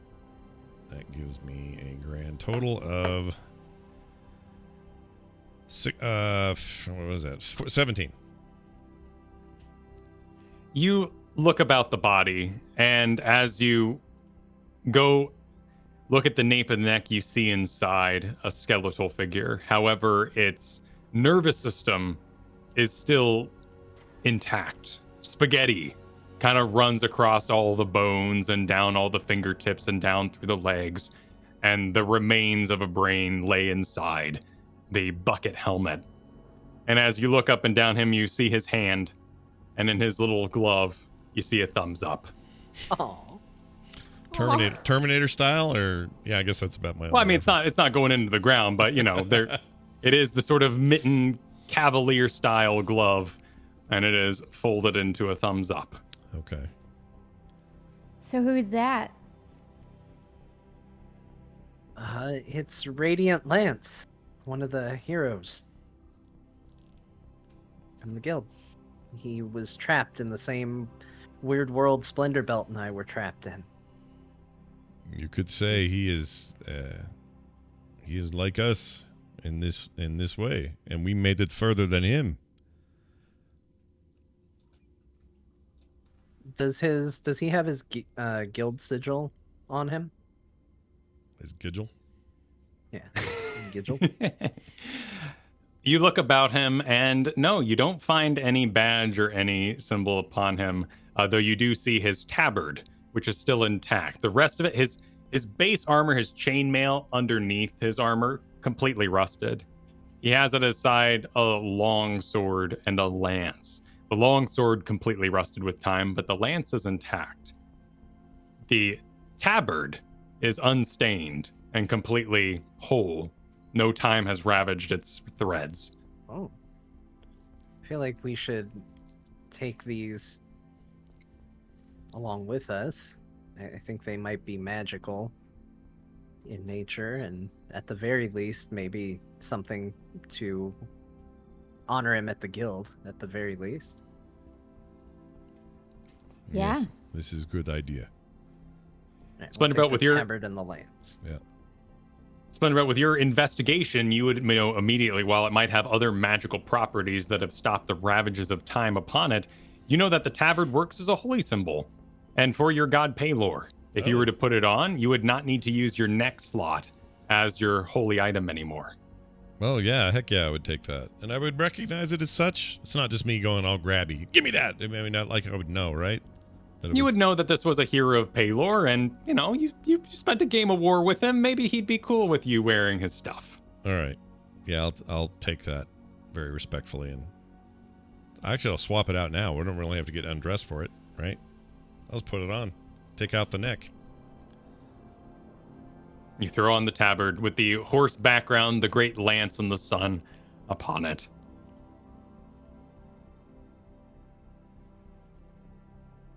All right, then just the lance goes in the bag of holding. The lance goes down in the bag of holding. And it looks really cool because it's a big old long lance goes in the little bag. Yeah, like a wartime Mary Poppins. Yep.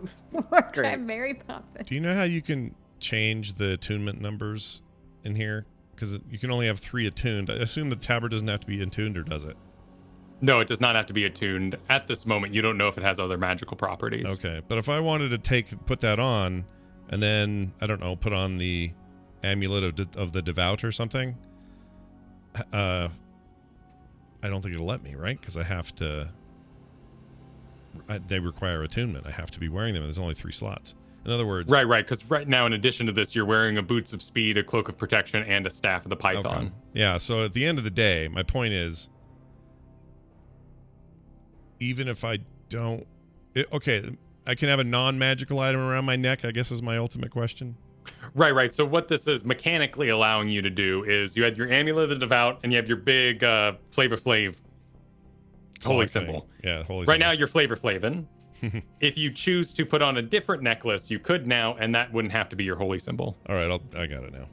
I am going to wear that tabard the first chance I get. If it's now, great. Cool. Yep. You do so. Do we have any sense of how long we've been down here? Probably no way to tell, but just general idea.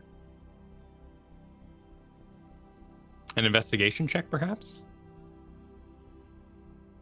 Is one of us really hairy and we get like 5 o'clock That's a shadow? good question. I mean, I am really hairy, but I think maybe more intensely than what you might. Oh, think. yeah, because you're a goat, basically. 20 Basically. for an investigation.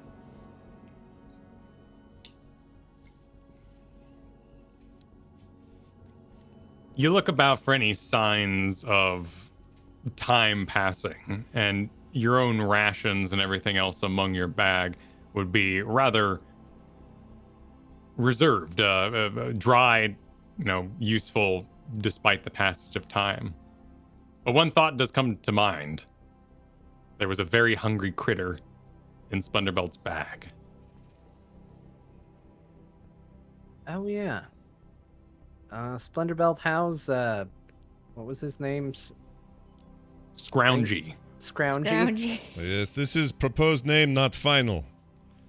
Lately, I'm more annoyed with him, so I give him worse name. But right now, it is Scroungy. So yes, Scroungy is in beg. Well, can you get him out? Yeah, I'll fetch him out. I'll take him out and show it to him. All right, you reach on down, and by the scruff of this bare chicken neck, you pull out Scroungy, who's about the size of a pug. Yeah. With its little hooked arms and its little beetle back and its chicken face. And I'll just hold it there, slightly outstretched, and that's it.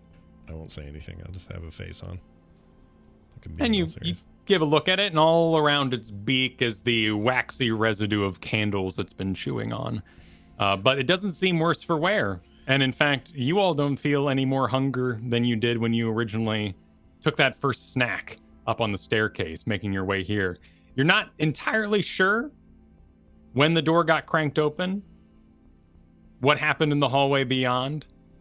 You just found yourselves here on the ground. And now you know, standing in this room, that you never went up above. You never returned home. And Splendorbelt, your workers never revolted against you. But that doesn't mean it might not hurt. Yeah, I was going to say, not outside the realm of possibility. Yeah. Nothing they said was untrue. I feel like Splendorbelt had a bit of a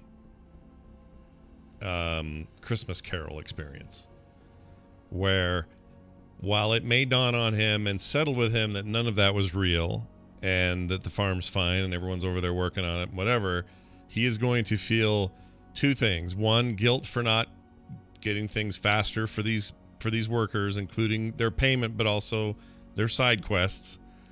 But the other thing he would feel is a sense of, I don't know, determination to try to not have that kind of wrong happen under his watch. So his goal is get back there, get those guys happy. Oh, and avoid what's his smarm from coming out there and trying to force his will on me. Oh, which addendum also means when I get back to town, I'm going to sit down with a legal expert and we're going to make sure the land is owned properly by me. My name's on all the right things. I've signed everything I'm supposed to. That's all I had. Splendorbelt pulls out his hand and a pen and starts writing down several notes. He's got a list of things. Those rats made him a better person. Gotta help him, man. Just for a note to the DM, I am going to use a psionic power to recover a psychic die. Just to let you know. Sounds good. And then if you all want to do anything else spell-wise, do so. Well, I guess we're going to have to decide. We've got the second one. I think do we press on or do we rest up? I mean, I could just do a quick heal and get by. Let's see. Kristen, what are you at? 42 out of 84, but we could take a break. We can take a short rest. Yeah, rest, if we have time, that'd be better for everybody. We don't have to spend a slot and all that. Because I'm about the same, 47 out of 83. All right, short rest is about an hour break, so we sit down here in the Black Basilica and get ourselves a short rest. Right. You benefit from a short rest, everybody. Let's see if I don't screw this up. Man, hit dice is the closest thing to gambling. It is, it's true. It's kind of creepy having to choose how much you're going to spend. Well, the nice thing is you can just keep clicking. So you click it, you hit heal, you see how much you get. Why didn't You it click work? the next one, you hit, you just keep going until you're healed. Although I'm officially at the point now where I will not be regaining all my hit die after the long rest. I We're won't. over halfway. Me too here. Whatever, I'm going for broke. My goodness, I'm going to use all my hit dice on this one. There we go. All right. Short rest. I survived. do you let Scroungy wander about during the break? Ooh. Why would you ask me that? Anybody else, it's okay. But You when the took DM it. asks it. No, I know that. I love that you have this egg, and now it's turned into a responsibility, and you're like, oh, why do I gotta take care of this Yeah. thing? You know I what? don't There are wanna- dead rats. Yeah, if I shouldn't have wanted this thing, I shouldn't have gotten it. All right, here's my my inclination is, I would kind of hesitate and go, well, wait a minute. Last time I had free reign of anything, it sort of destroyed everything in its path, and he's ate all the stuff in my bag, and that's bad. If I just let him loose, he's gonna go climb up into people's sleeping bags or whatever it is we're using. Like, he could really make trouble and be loud and all of that. So I would then try to think of a way to contain it and have it with me all night. Well, you're only resting an hour. We're not. Oh, doing yeah, a long duh. This rest. isn't long rest. Never mind. Oh, But and you could, you do have rope. You could fashion a leash for him and stake him out so he can only go so far. that's what I would do. I'd want to set him somewhere and just let him be within a 3-foot radius of a pole and never bug anybody. Grinkeeper will pull out her pink rope and she'll cut you. What was it? A foot long? How long did it have to be? So the specific length the rope had to be, and give it to Splendor Belt to put on Scroungy. Oh, so you can you can always think about find Scroungy Scroungy? and always find yeah. Scroungy. Okay. Do you bow this? Does Splendor Belt let it happen, first of all? Yeah, of You course. could totally bow it. 100%. right. Yeah. You bow it. Let's hey, Splendor Belt, medical check. Medicine check. That is the most bow thing ever. That's funny. Here comes medical. That's a 9 plus 3. So what'd I say? No, that's a 16. I'm sorry. 16 plus 3. So 8. I can't think. 19. So Grinkeeper heads over with a nice bit of pink ribbon to mark, and through magical means, you're aware that Grinkeeper would always be able to find Scroungy wherever they go. And you give him, you got him by the scruff, and you give him a little lift up above your head. Scroungy's a girl. Aw. Cute. I could probably make a little extra money for the farm if I, Jeez. It's like I'm dog gonna breeders. change my ways. I'm gonna be a better person. I'm gonna do good and be a better servant of Paylor. I can make money off this. Make some money off We breeding can this there subjugate thing. this creature into making money for Splendor Farms. Oh, You goodness. enter the potato barn, Uh-huh. and all the potatoes have been replaced with cages. Baby hook whores, enslaved. But then I flash Enter. out of my future flash and go a good direction here. All right. All the same, Scroungy now has a lovely pink bow upon Yeah, them. he can chill while we're chilling. He'll be fine. So, in the room here, where would you guys camp out? Would you do it right in the center? Let's I don't see. see why not. Why is he asking that, though? You know what I mean? Grinkeeper would camp in the center. She doesn't care. You don't know. Just where would Splendor Belt sit? Yeah. Yeah. it'll just be And over what's here. our source of light? What do we do for an hour? You got an hour, Are you gonna? I could pull out the drift globe. Let it just Okay. drift. Yeah. Grinkeeper would be talking about how awesome that battle was and how everyone did great and they didn't lose hope and they stayed focused. It was tough, but did it. Ko, that was an amazing grab of that urn. Yeah, I totally forgot I can teleport with the dagger. I really wish I had remembered that earlier today when we needed teleporting. But I remember it now, and that's exciting. It's fine. Like, how much stuff I forget in a day. Oh, I can't even, you remembered it. That's great. And Splendor Belt, great healing, man. Do you know if... Sorry for this question. Do you know what hook whore goes for? If you sell baby hook whore, what is price for these?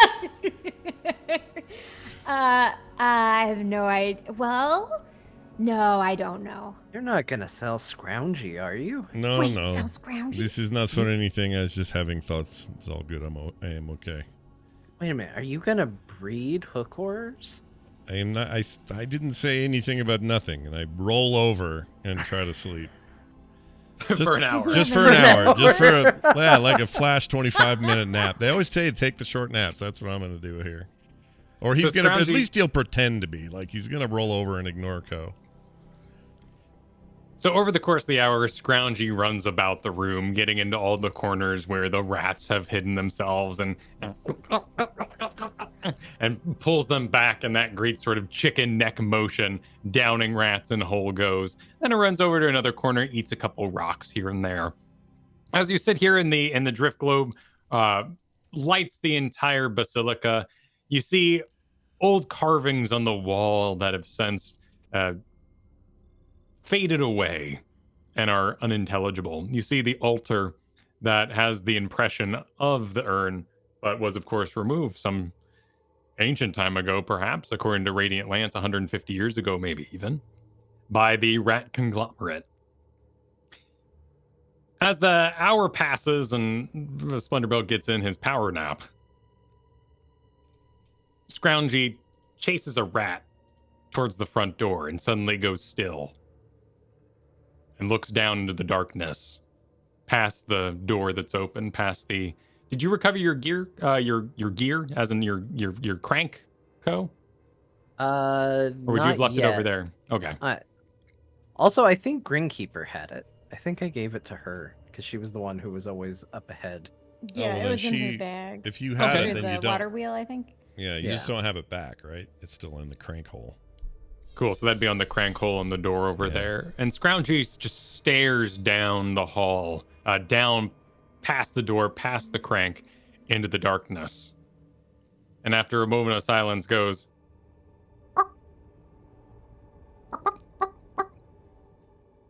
and returning back receives...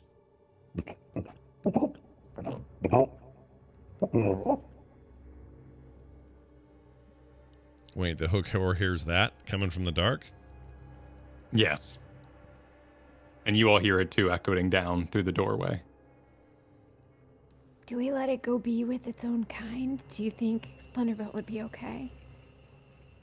I don't think this is his own kind. This sounds like some sort of big version of these. Perhaps... Yeah, Splendorbelt, this is a baby.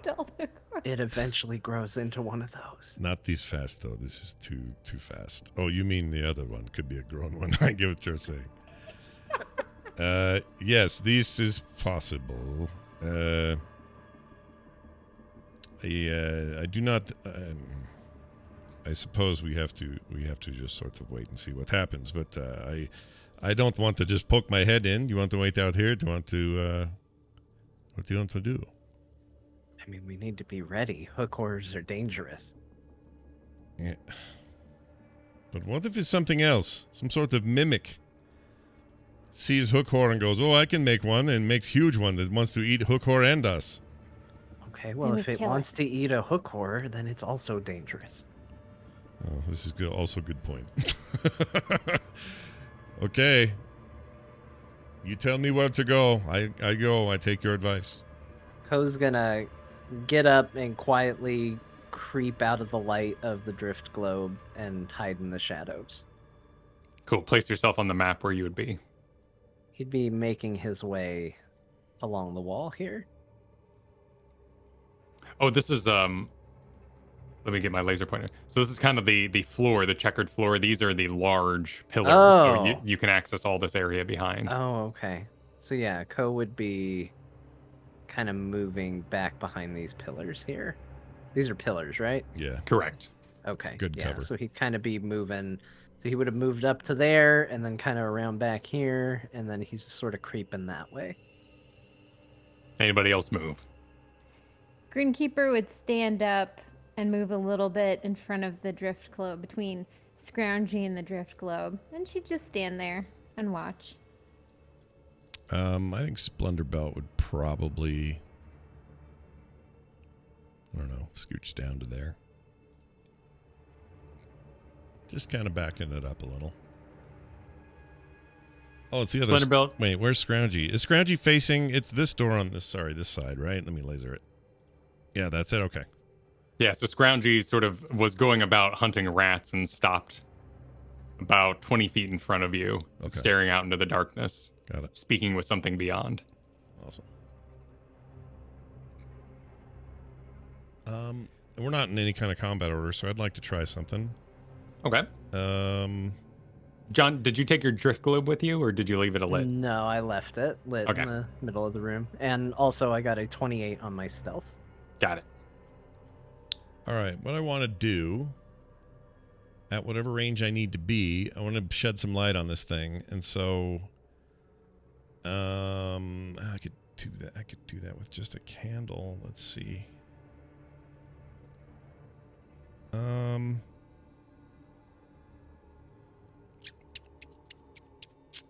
All right, we're going to do two things here. I'm going to take, and you tell me if I'm breaking any rules here, but I want to take one of my candles out, light it, throw it grenade style. Let's see, do I have to touch it first? Hold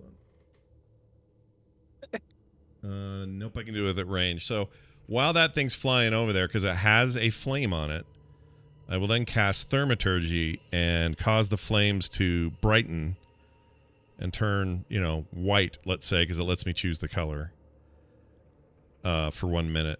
I'm basically throwing a light grenade in there. It won't hurt anybody. It just will lay there and let us see what's going on past Okay. Scroungy, if you'll let me do it. Yeah, I would say normally a thrown candle would go out, but since you are enhancing it with magic to make it brighter, the flame would withstand the throwing energies. Awesome. I could also do it when it lands too, assuming the flame's still there, which is the tricky part, I guess. No, I would require you enhance it ahead of time. Otherwise, the light, the flame would go out because it's not magical. Got it. No problem. Do I need to do any kind of aim, throw, or any kind of roll or anything? You're just throwing it as far as you can? Yeah. Well, as far in there, I mean, it's an open space, right, where he's looking through. Or is the door shut? Let's do so this would be a ranged attack. So let's do a dexterity check. Okay. This would be a -1. Let's see, that Thaumaturgy just lasts. I'm gonna cast guidance on me again, which is a concentration spell. That's why I was checking to make sure the other one wasn't. All right, here we go. You said dexterity. Here comes dex. So that'd be a 10 plus. So 10 total. How far does your drift globe go, Ko? Let me see here. The drift globe Oh yeah, duh. at its base level. I'm doing magic It grenades and does John's the got a light globe. cantrip, so it has a 20-foot radius of dim light. Or no, bright light within a 20-foot radius and dim light for an additional 20. Okay, cool. So right by Scroungy is the edge of the light from the drift globe. So you place a candle over by the door and it illuminates the door and the gear sitting in the door nearby.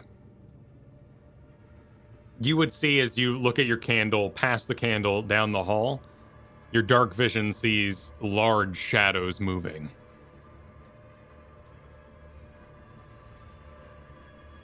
The hookiest of the horrors are down there. Says Splendorbelt? Nope. That would be Table Johnson over here.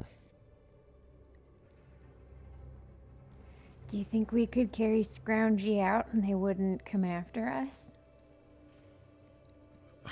You think cause of anger is that he is here, or they sense that we are here? I don't know. We weren't attacked on the way here. Maybe he's a good luck charm? Maybe. From Paylor? Maybe we are supposed to present it to them as a lost. Maybe the egg is theirs. I don't know how hook whores work. Probably not. But anyway, we may be returning one of their kind to them after a long hiatus of time, and this is a good thing. We make peace today. I don't. Okay. I don't want to sign my name to this because it feels like a bad idea, but it is possible. Okay. Should I carry it? Should I try, or did you want to try? I can do this, but only after one quick moment, and I'm going to. I am going to cure wounds on myself. Wait a minute. Did you not do hit dice? I did, but I only got to 68 or 7, and I'm out of dice from the other time I did the hit dice. I've done hit dice twice today. Partially because it's a cool new feature, but partially because I didn't conserve them very well. All right, sorry, where was I? Okay, so we're going to do Cure Wounds.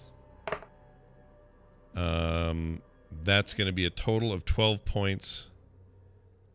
Yeah, 12 points healing to myself. Oh, happens behind you there, Grinkeeper. Yeah. Splenderbolt gets his heal ready. And to the question you posed, the answer seems quite immediate. You see in the flickering candlelight 3 sets of eyes, hooked horrors making your way. And as they crawl on all fours and bend down, they scoop up rats that have been running down the hall. It seems that you've unleashed a great feast into the Underdark, and it's called forth several hook horrors. You look at the map you were going to reference earlier, Grinkeeper. From under the Wither's Mansion, you see nearby, labeled a hook horror nest. It seems to have been attracted, maybe by the sound of Scroungy, and maybe because you unleashed a whole bunch of rats into the area. I'll put that map in the Discord here again. They are entering. You see a hook round the side of the door, and it bends itself down as it brings itself up to that full 13-foot tall height. And it looks at Scroungy. The other 2 behind it still looking down, eating rats in the corner, gulping them down quickly, and very much looking to the forward one who's entered the door for instruction.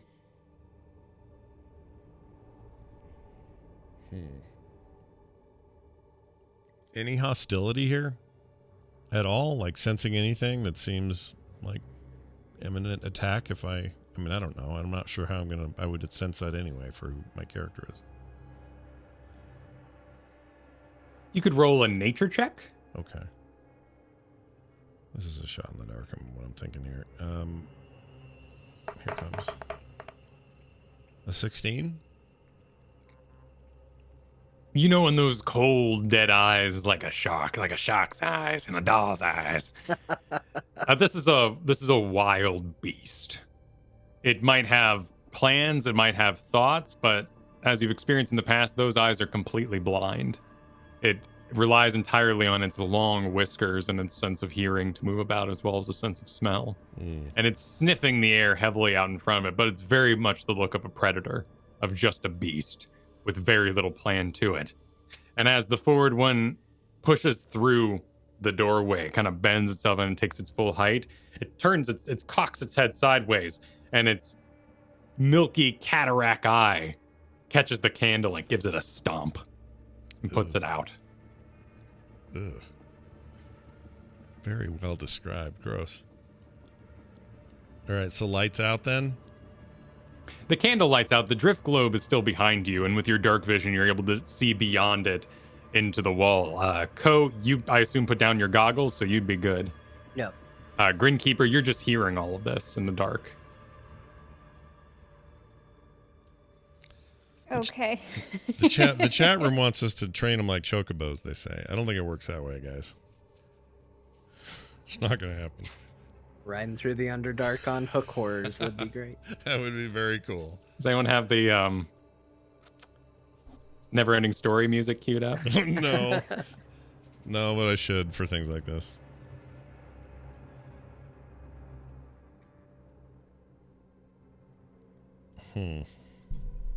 Oh, sorry, Grinkeeper, you're about to say something when I asked or broke in. Oh, she's gonna ask, do you want to go pick up Scroungy?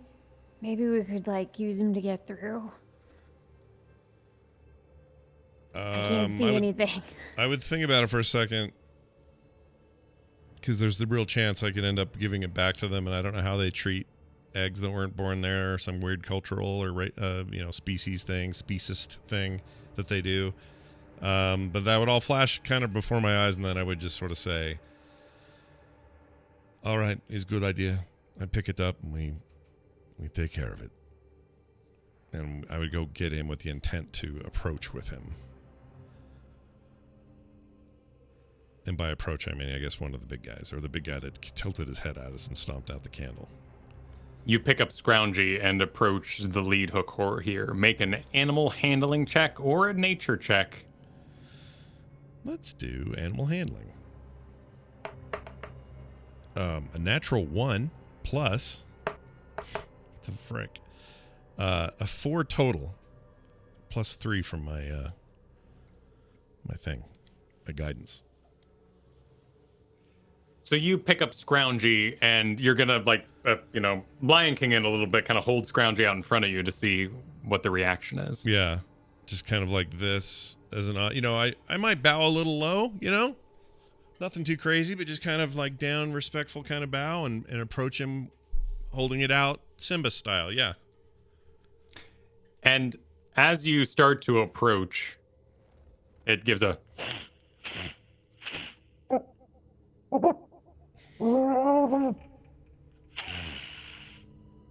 And you see it rear up. Ko, you in particular, see the other two begin to move around the sides. This is all out of Grinkeeper's vision. But immediately, whatever it said in its own hook horror language has caused the other two to enter the room and begin flanking around the sides. Splendorbelt, you find yourself right in front with Scroungy. And as it's turned its head to look at you with its one dead eye, Ko, you see a hook kind of raising up behind. And you get to act first if you wish. Yeah, Ko would send out an attack to try and prevent him from getting slashed. So it's very nice. Yeah. A nice gesture. A natural 20. All right, roll it again. Ko's favorite enemy, the hook horror. That is true. A natural 20. Oh, damn right. Come on. Dude. How do you critically and completely in one shot, as your name calls it, down a hook horror yet again? Well, he knows the spot. He knows it well. He earned his name one-shotting hook horrors. So a psychic blade just comes streaking. Just looks like a little flash of light, just a glint through the dark, right into the head of the hook horror.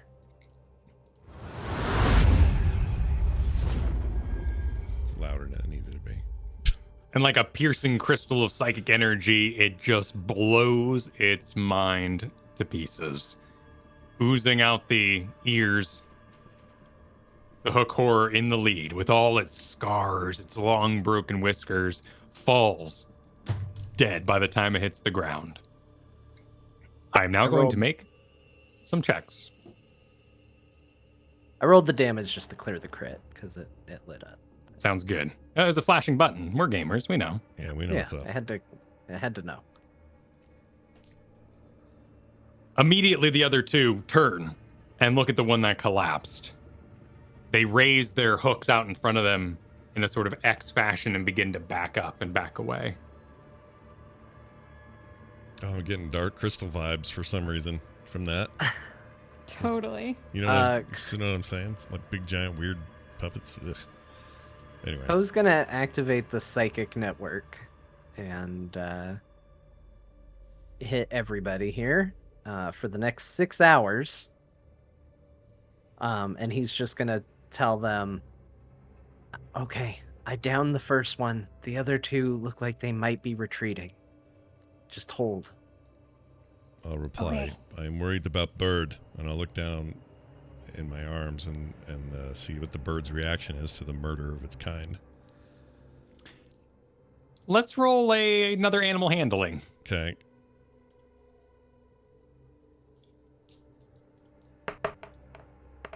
Oh, you gotta be kidding me.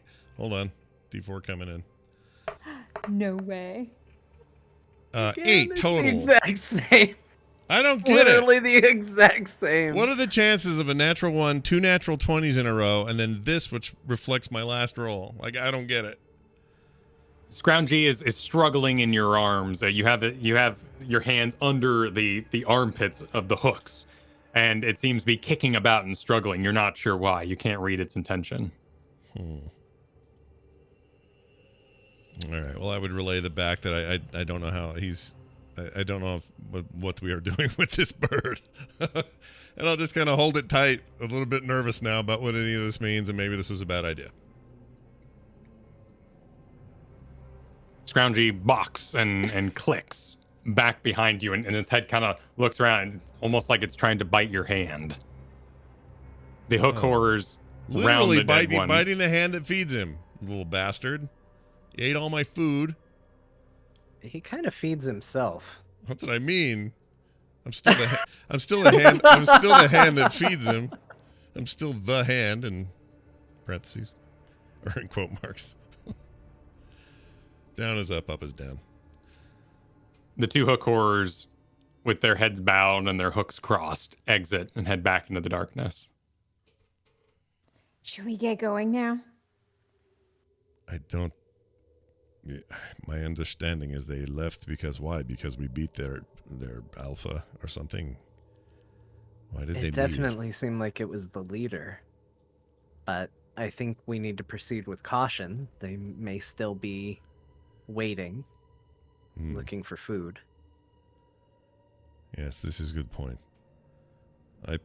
We can proceed, but do so very carefully. Do you put down Scroungy? Yeah, put him in my bag again. As you put him down, he immediately, like a kitten, runs over to your leg and grasps you and starts crawling up your side. So he's scared. He reaches your back with his hooks. He flips open your pack and dives inside. Okay. Yeah, good enough for him. That's all I'll do with him for now. Are we proceeding stealthily, or what's our plan? We can try, but my roll history today may say otherwise. But I wouldn't mind trying to move carefully. I'll scout out ahead. We've got the psychic network. I can let them know if I see anything. I'll stealth ahead and see what I can find. Sounds good. Do we use the drift globe, or what's the lighting situation for Grinkeeper? Well, Grinkeeper can light up her dagger. Okay. Ko will even say, why don't you hold on to the drift globe for now? I don't use it very often, and you might want to use your sword for other things. Okay, sounds good. If no good, I can make candle grenade. It's very easy. All right, I'm removing the drift globe from my inventory, so just make sure you add it so it does not get lost to time. All right. Roll your stealth. It's going to be hard to beat that, but let's roll again anyway. 32. 32. You head out the door in total silence. A whisper, not even. A fart on the wind. Don't tempt me. Ko is gone out in front of you, but of course, to do the psychic network, you have a general inkling that he's nearby and out ahead, and you all pursue. Does anyone else want to make a stealth check? No. I do. Well, will it put me if I aim for stealth? Is it any worse or better if I fail at stealth or just walk normally? Do you know? Now the dice have a range, so there's a chance you would make a very loud noise accidentally. So basically, I'm asking you if you want to take 10. So whatever your 10 is, that would be. So what's your stealth? My stealth is -1 with disadvantage. So you would be taking a 9 here and walking forward, or you can roll and see what happens. Oh my gosh. I'm having a Vegas moment. I'm going to roll. Let's roll because there has to be a turnaround coming. This will be the part where it happens. Yep, spoken like a true gambler. Yeah. The Vegas description, very apt. The cars are hot. Let's do it. Yeah. So Lord of casinos, help me here. All right, here we go. First roll. It's not too bad, a 15. But that's it doesn't matter. Let's see what the second roll is. Oh shit. A 12. So a 12. It's not that bad. Okay. It was Still almost better a than a natural 9. one. Yeah. That 1 is right there on the edge, but it didn't quite do it.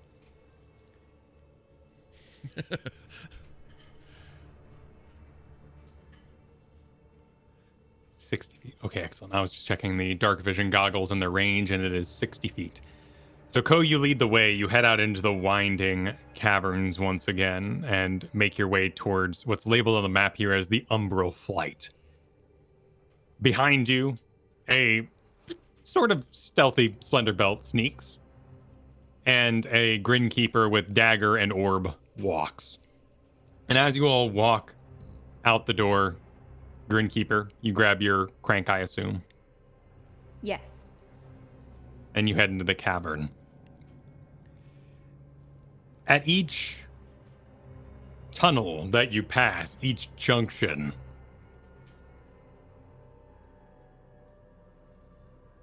a 1.5 foot long turkey head with blind eyes peers around a corner and watches you go. And in complete silence, the head turns and just watches you walk. A disembodied head? Oh, no. It's attached to a Hokora on the other side. Okay. I picture just a head. I don't know why. That would be even more creepy. Yeah, it would. But you go undisturbed and you reach the flight. And as soon as you reach the staircase and you take your first steps down, Grinkeeper with you in the back and your light shining out, the Hokoras rush around the corner towards the Black Basilica and the great pile of rats that wait beyond. And you all head down and down and down and down again. With one staircase left to go, now the decision is, after this long walk in our current state, do we head up the final one next time? Or do we return to town? Or do we take our chances and try to long rest in the dark? Didn't we also go visit the Flump Spa? That's true. You could go to the Flum Spa. Yeah, but we're here. Totally right there. Yeah. I mean, just, I feel like, then we don't have to forge another lift. We're not going to potentially get in trouble in town. Like, all it takes is one night of Safely surviving. rest. Whatever. That's what I would do. But you do have to put up with Flumps again. it gives Splendor Belt a chance if those Minotaurs are there to make good for his people, seeing as he's been such a damn monster this whole game. I don't have to do any of that till we The get home. Aboleth might be there to answer where the Princess Hisia is. Yeah. I'm gonna go. Oh yeah, right. He can finally be a good person. Thanks to his Ebenezer Scrooge moment he had earlier. Yeah. You Hakor, what day is it? Why, it's Christmas Day. Oh shit! Grab me the biggest turkey you can find. I don't know what to do here. I kind of want to stay and do the 8 hours, but Ko is not wrong. Also, he's not telling me this, so this is just. Yeah, F that. We're gonna sleep here. I am the sound of your conscience. You want to go to the Flump Spa. If they go to the spa, Grinkeeper's going to put the urns in her bag of holding so that they're not just left out. Oh, right. Very good. So you now I kind of had the feeling that we left one of the urns down there, but that's fine too. Yeah, one of them, but we're going to be going back there. Cool. So we retrieved the urn we had left and have 2 urns now, the one with the large golden bat head on top and one with the Hakor head on top. By the way, Flump Spa. Like, what? that's my vote. Well, you guys have a Greenkeeper's all for whole you got a whole tunnel system and staircase to go, so you all can talk about this the way down. I mean, I'd get a massage again. That was really nice. Did you like your massage, Splendor Belt? I think I do. What did I do? I just stood there, right? I didn't ever get on the thing. Yeah, I never let anyone massage me. At the end of the episode, you were whisked away. Yeah. Yeah. I'll convey that. Just no, I did not have this experience. A long story as to why not. Well, I think the Flump Spa might be the way to go. We could get a rest in. I know everybody's a little beat up, and we don't know what's waiting for us down the next hallway. And I don't know, maybe some of us have unfinished business at the spa. Yeah, I'm for it. But it feels a bit like we are parking 8 blocks away from your house, or whatever the equivalent in our world would be, and then come walking home from there. Why we keep making trip back and forth? Well, if we go back to town, we're going to have to forge another document to come back down here. And we're going to have to sneak off again, and we run an even greater risk of being caught. If we sleep in the Underdark, we run the risk of getting eaten and attacked in the middle of the night. We're going to have to set up a careful watch. And if we press on, we can certainly try, but I don't know about you, but I've been pretty beaten up today. Okay. And to be frank, Splendorbelt, you look worse than me. His good point. I will, in his head, Splendorbelt's head, this is all just a delay to him getting back to the farm and fixing the relationship problem he's got with his workers. So I would agree. I would say yes. You're making a good point. It's fine. We can come back and I'll agree to the spa. All right. Then we head to the spa. And you approach the doors. The doors that you know beyond lead to the Deep Winds Flumph bathhouse. The doors push open. And inside. Is this the right? I don't even know if this. Hello? Okay, yes, that's right. Hello! Welcome to the Deep Winds. I am Poof.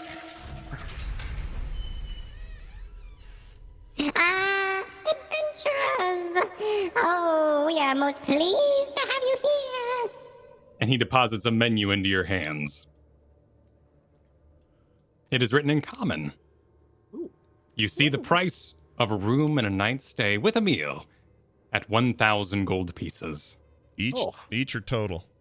Each.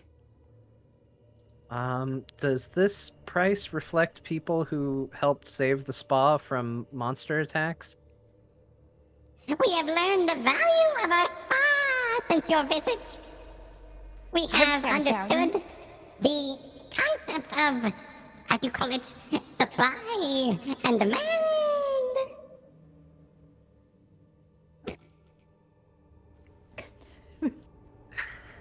Forgot about the farts. I don't have the fart queued up, so it'll just be a... It's almost worse. Grinkeeper's pulling out 1,000 already. Yeah, Getting ready to put I'd it do on the thing. same. Okay. Very good. Right this way, heroes. Wait, Ko, are you good? Yeah, I just, I feel like we really did them a big solid, and I'm not entirely sure we're getting our money's worth from this. You look back out the door and you see the whole Underdark, which you could sleep in at the DM's pleasure. Look, I'm not saying it's not worth it. I'm just saying, we did the flumps a favor, and I feel like we should get not menu prices. Perhaps you'd like to speak to Mistress Pooh. No, not really. Here, 1,000 gold. Hand it over. Right this way. Your relaxation and evening awaits. And that's where we'll end for today. Where next time we will be joined by our final guest of the Delver's storyline. Ooh, that'll Yes. be cool. I'm looking forward to that. Mm. Do we want to hint at anything, or give it away, or? I think we're safe to hint. All right, who is it? We can just say names. I've totally forgot who's doing it. Who's doing it? Ben Baumhofer Oh, will be Ben! joining us. That's right. Oh, Ben. Sorry, just now I remember the conversation about the cool possibility somebody mentioned. And that's all I'll say about that. Kind of pulled a Johnson there. All right, that'll be next week right here on There Will Be Dungeons. Come and see the big, guest finale that the show has this season. All right, do that. That's going to do it for us. Big thanks to everybody who supports us as a Dungeons Plus member over at therewillbedungeons.com. Find all the details and everything you might need right there, and find out how to get cool rewards just for being a cool fan. That's therewillbedungeons.com. All right. I think that's going to do it. For me, for Kyle, for John, and for Kristen, and for the two babies that aren't on camera right now, we'll see you next time.